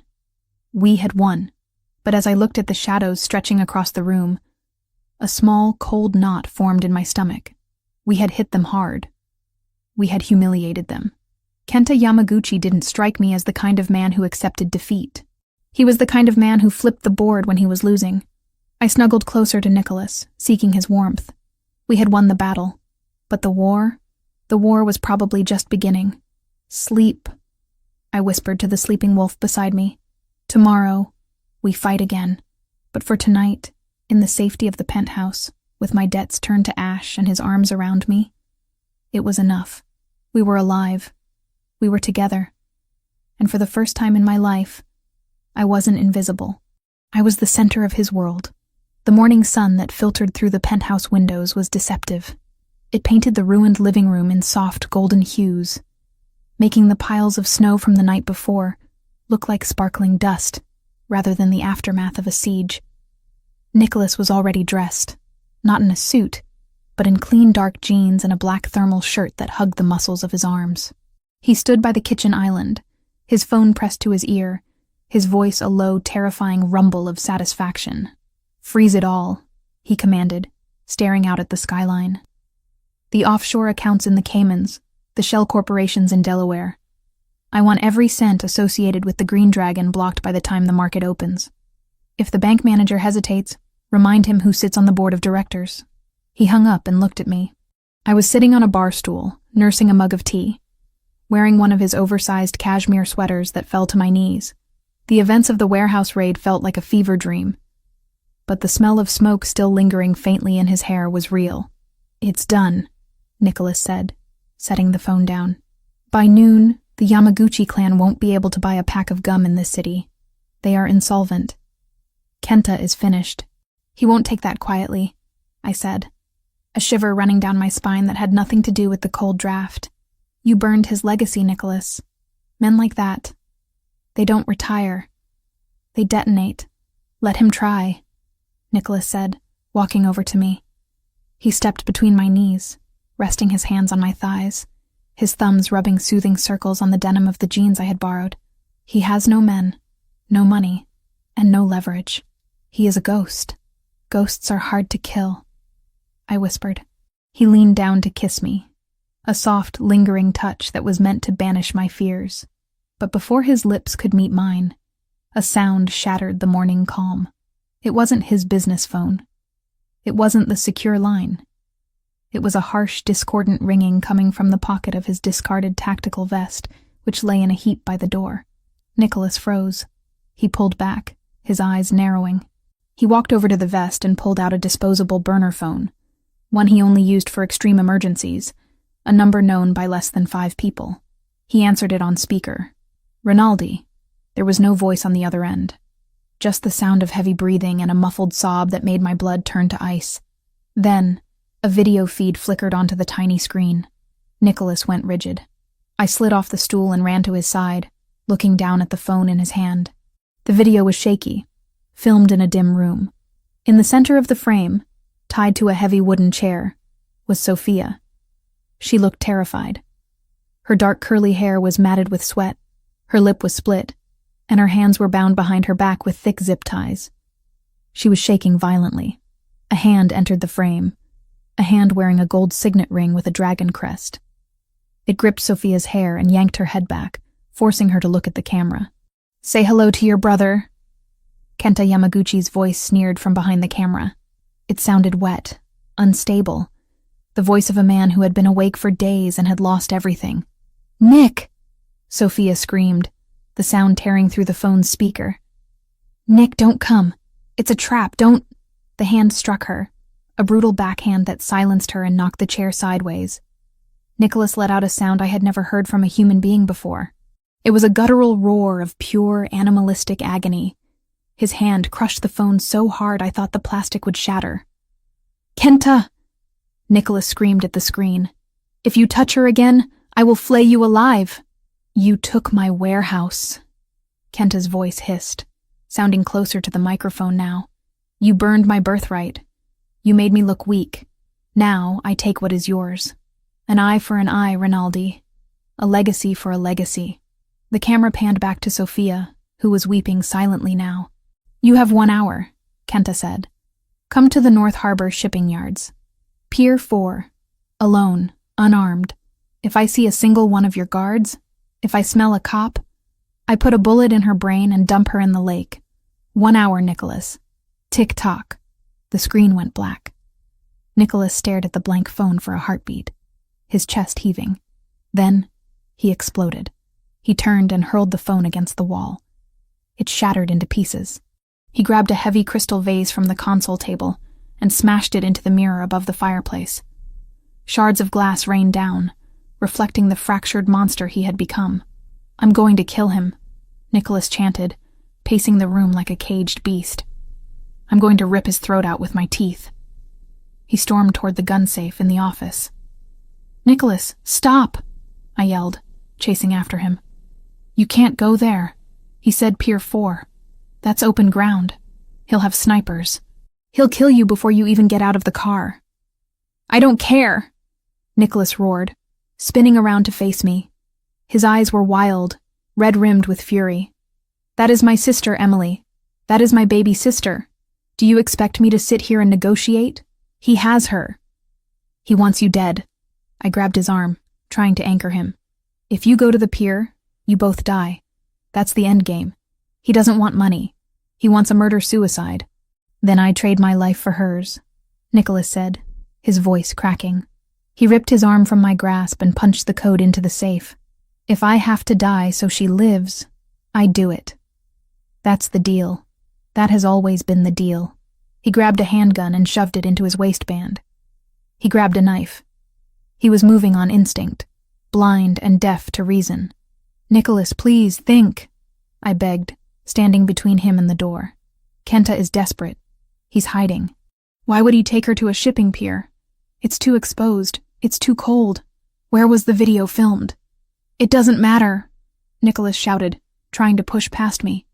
"It matters," I screamed back, shoving him in the chest with both hands. "Look at the video. Think, Nicholas. You're a strategist. Stop acting like a brawler. Where was she?" He stopped, breathing hard, looking down at me. "It was a room, a dark room." "Show me the backup," I demanded. "Your phone automatically backs up media files to the cloud server, right? Pull it up on the monitor. Now." "We don't have time." "We have 50 minutes, I snapped. "If you drive to the pier, you die in 20. Give me 2 minutes to look at the damn video." Something in my voice, maybe the echo of the command I had used when we saved the server room, got through to him. He blinked, shaking his head as if clearing a fog. He walked to the desk and punched a key. The large monitor flickered to life. He accessed the cloud backup. The video file was there. He clicked play. Sophia's terrified face filled the massive 4K screen. "Pause," I ordered. He hit the space bar. Look at the background, I said, leaning in, my eyes scanning the blurry details behind Sophia's chair. It's not a shipping container. It's not a warehouse office. Look at the wall. Nicholas squinted. It's peeling paint. It's a dump. No, I said, stepping closer, my finger tracing the pattern on the screen. That's not paint. That's wallpaper. See the repeating pattern? It's faded, yellowed with age, but you can see the design. Blue hydrangeas intertwined with gold ivy vines. And look at the baseboard. That's mahogany wainscoting, hand-carved. You don't find hand-carved mahogany in a shipping yard. So he's in a house, Nicholas said, pacing again. An abandoned house. That could be anywhere in the city. No, not anywhere, I murmured, my mind racing back through years of estate sales, auctions, and floral conventions. I knew that pattern. I had seen it before. I closed my eyes, visualizing the memory. 3 years ago, a liquidation auction for a historic property that had been tied up in probate court for a decade. I had gone hoping to buy some vintage crystal vases. I had walked through the lobby, smelling the dust and the decay of former grandeur. I opened my eyes. It's the Hotel Blackwell. Nicholas froze. The Blackwell? That place has been condemned since 2010. It's a rot in the middle of the historic district. I went to the auction, I said, pointing at the screen. That wallpaper, the Victorian Garden Collection. It was custom commissioned for the Blackwell in 1920. I remember because I wanted to buy a roll for the shop, but it was glued to the walls. And look. I pointed to the edge of the frame. That brass sconce shaped like a calla lily. They are unique to the Blackwell suites. Kenta isn't at the pier. The pier is the kill zone where he wants you to go. He's hiding in the hotel. Nicholas stared at the screen, then at me. The wild panic in his eyes was replaced by a razor-sharp focus. The monster was back, but this time, it was a calculating one. The Blackwell, he whispered. The Yamaguchi used a shell company to buy a block of distressed assets in that district last year. I thought it was for tax write-offs. It's a fortress, I said. Thick walls, soundproofed rooms, underground service tunnels. It's the perfect place to hide a hostage. Nicholas grabbed his tactical radio. Team leader, assemble the unit. We have a location change. Forget the pier. The target is the Hotel Blackwell.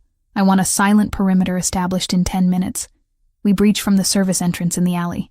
He turned to me, and for a second, his face crumbled. He grabbed my face in his hands and kissed me hard on the forehead. You just saved her life, he rasped. If I had gone to the pier. Go get her, I said, pushing him toward the door. Bring her home. Stay on the line, he ordered, handing me an earpiece. I want you on comms. You guide us. You know the layout? I know the lobby and the first floor suites, I said, putting the earpiece in. Go. Nicholas didn't look back. He ran out the door, and this time, he wasn't running to his death. He was running to a war he intended to win. The next 30 minutes were an agony of static and silence.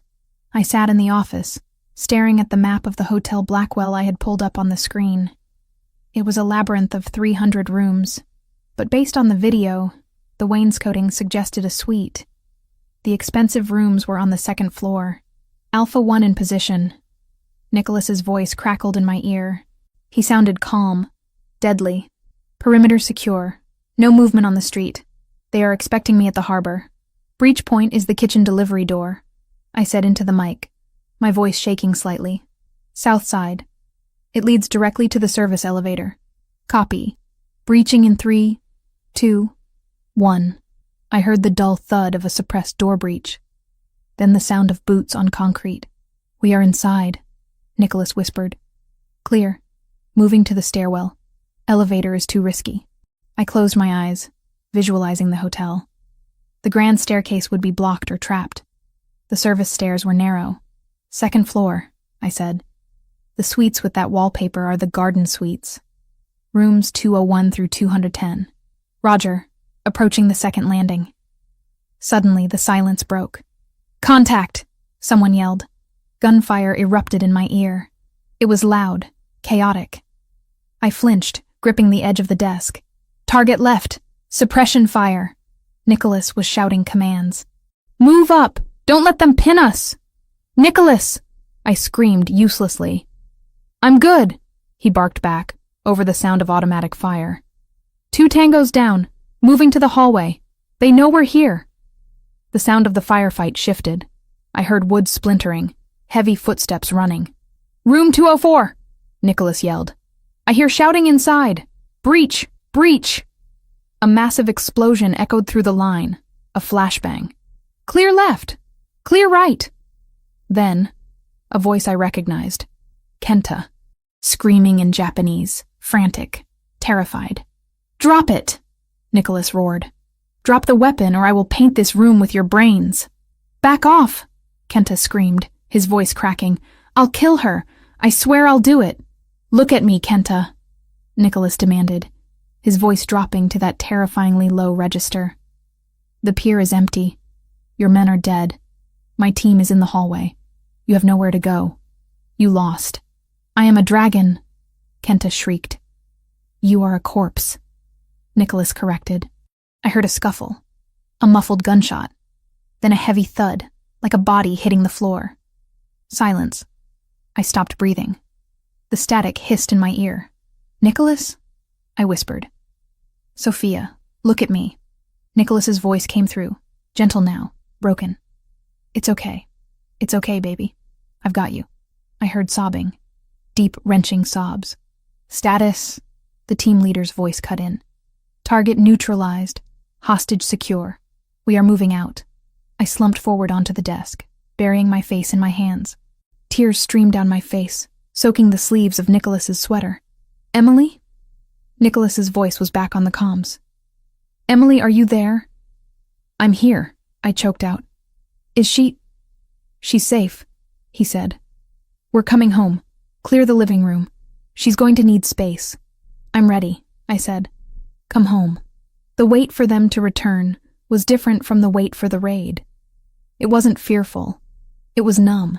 I moved mechanically, clearing the broken glass from the mirror Nicholas had smashed. I turned up the heat. I prepared blankets on the sofa. I made tea, lots of it, with shaking hands. The elevator chimed. I stood by the fireplace, bracing myself. Nicholas walked in first. He was covered in dust, his black shirt torn, a smear of blood on his forehead that wasn't his. He looked exhausted, older by 10 years, but his eyes were clear. He didn't come to me. He turned and extended his hand toward the elevator. Sophia stepped out. She looked small, so incredibly small, wrapped in a large tactical jacket one of the men must have given her. Her face was bruised, her lips swollen, and her wrists were raw where the zip ties had been. She was trembling, her eyes darting around the room as if expecting another trap. It's okay, Nicholas said softly, guiding her in. You're safe. We're in the tower. Nobody gets in here. Sophia looked at him. Then she looked at me. I didn't know what to expect. I was the stranger, the florist who was sleeping with her brother, the woman who had been part of the reason this war started. But Sophia didn't see a stranger. She looked at me, and her eyes filled with fresh tears. You, she rasped, her voice hoarse from screaming. You knew about the wallpaper. Nicholas must have told her on the ride over. I like vintage things, I said, a weak smile trembling on my lips. I'm glad I have a good memory. Sophia didn't speak. She crossed the room, moving faster than I expected, and crashed into me. I caught her, wrapping my arms around her shaking frame.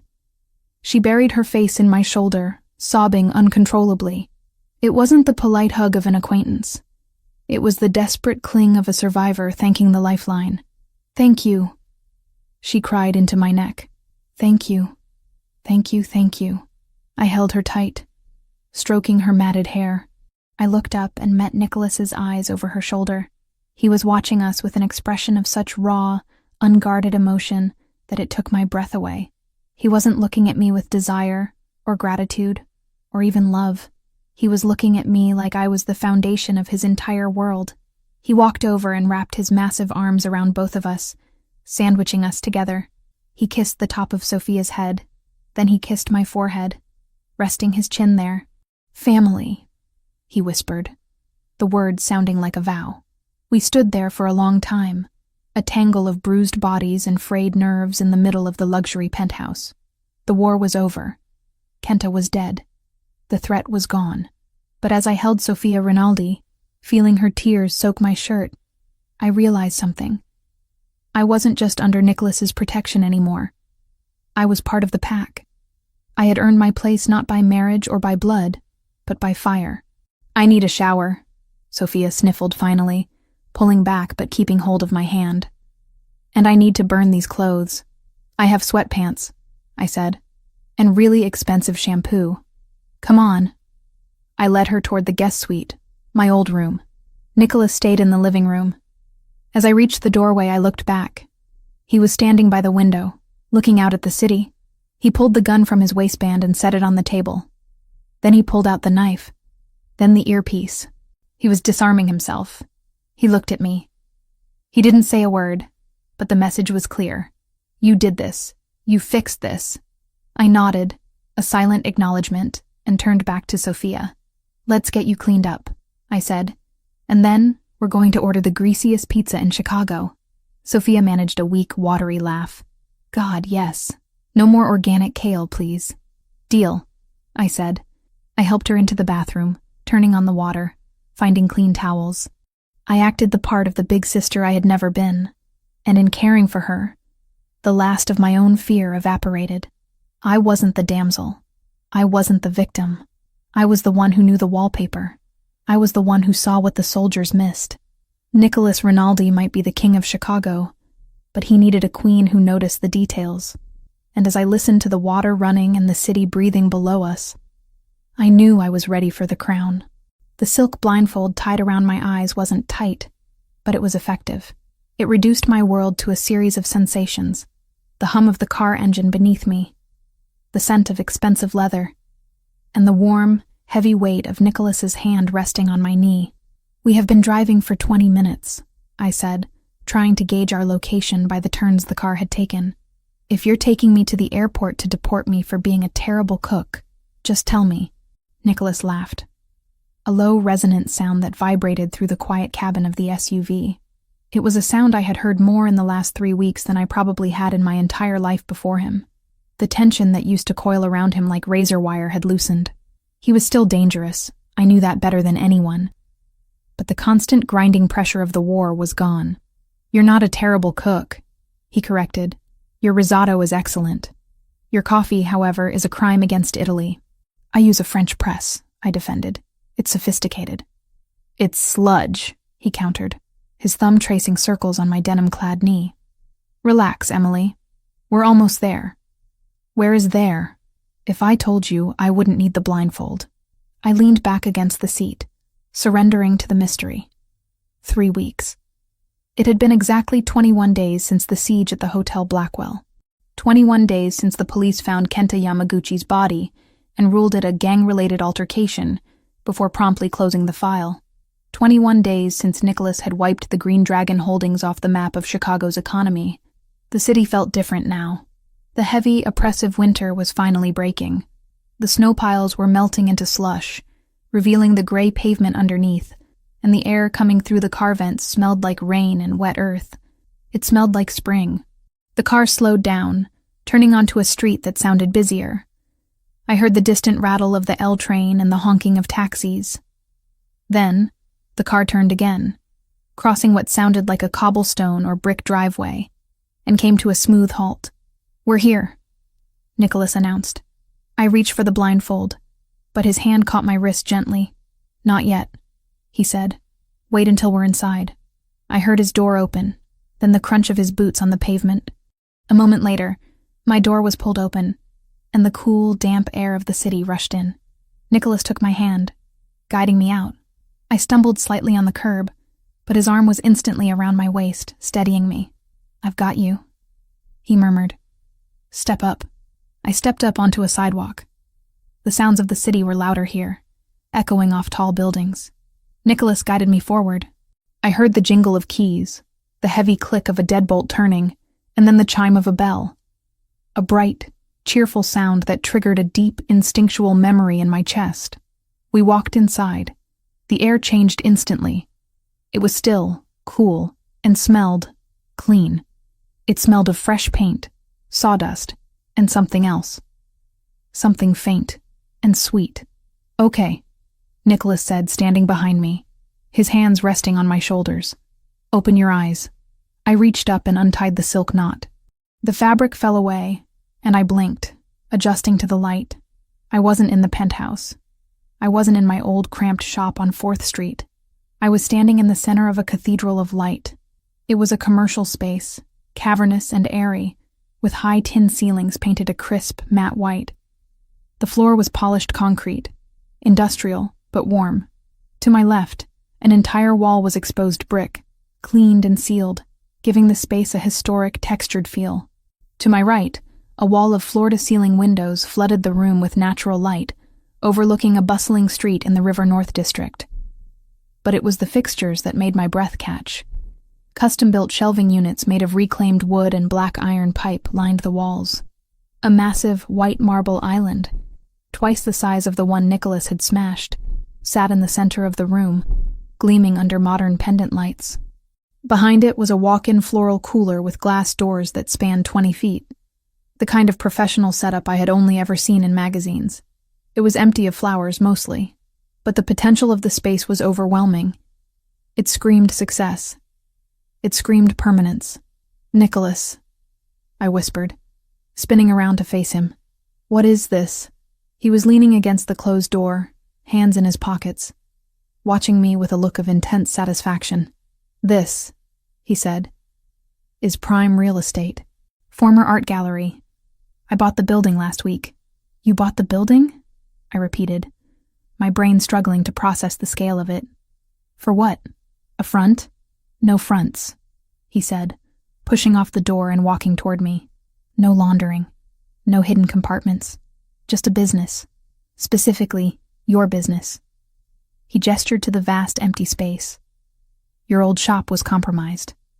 The lease was toxic, the location was dangerous, and quite frankly, the plumbing was a disaster. You needed a fresh start. This is it." "Nicholas, I can't afford rent in River North," I said, my pragmatism fighting with my awe. "The square footage alone. My overhead would be astronomical. I'd have to sell orchids made of solid gold." "You don't have to pay rent," a new voice called out from the back of the shop. I turned. Emerging from a doorway that I assumed led to an office or storage area was Sophia. She looked healthy. The bruises on her face had faded to faint yellow shadows that were easily hidden with makeup.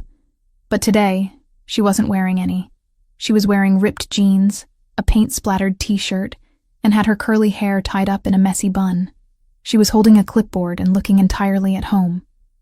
"Sophia?" I asked. "What are you doing here?" "Supervising," she grinned, walking over to give me a quick hug. "Nick has terrible taste in lighting. He wanted to put in fluorescent strips. I told him if he did that, you'd kill him. Flowers need full-spectrum LEDs. So, I overruled him." She gestured to the warm, glowing lights above us. "You're welcome." I looked from Sophia to Nicholas. The fact that she was here, laughing, arguing about light fixtures, was a miracle in itself. The trauma of the Blackwell was there. I could see it in the way she stayed close to the wall, the way her eyes checked the front door when a car drove by. But she wasn't broken. She was rebuilding, just like we were. "Explain," I said to Nicholas, crossing my arms. "Sophia said I don't pay rent." "Why?" "Because you own the building," Nicholas said simply. He reached into his pocket and pulled out a set of keys. Not car keys, not apartment keys. A heavy brass master key ring. He walked over and pressed them into my hand. "Ground floor is commercial," he explained, pointing around the room. "Emily's Botanicals, or whatever you want to call it. Second and third floors are renovated office lofts. I've already secured 5-year leases with a tech startup and an architectural firm. The rental income from the upstairs covers the property tax, the utilities, and the maintenance for the entire building, with a significant profit margin left over." He closed my fingers over the keys. "You don't have overhead, Emily. You have an asset. You can sell 1 daisy a month, and you'll still be in the black." I stared at the keys in my hand. They felt heavy, cold, and real. "You did this," I whispered,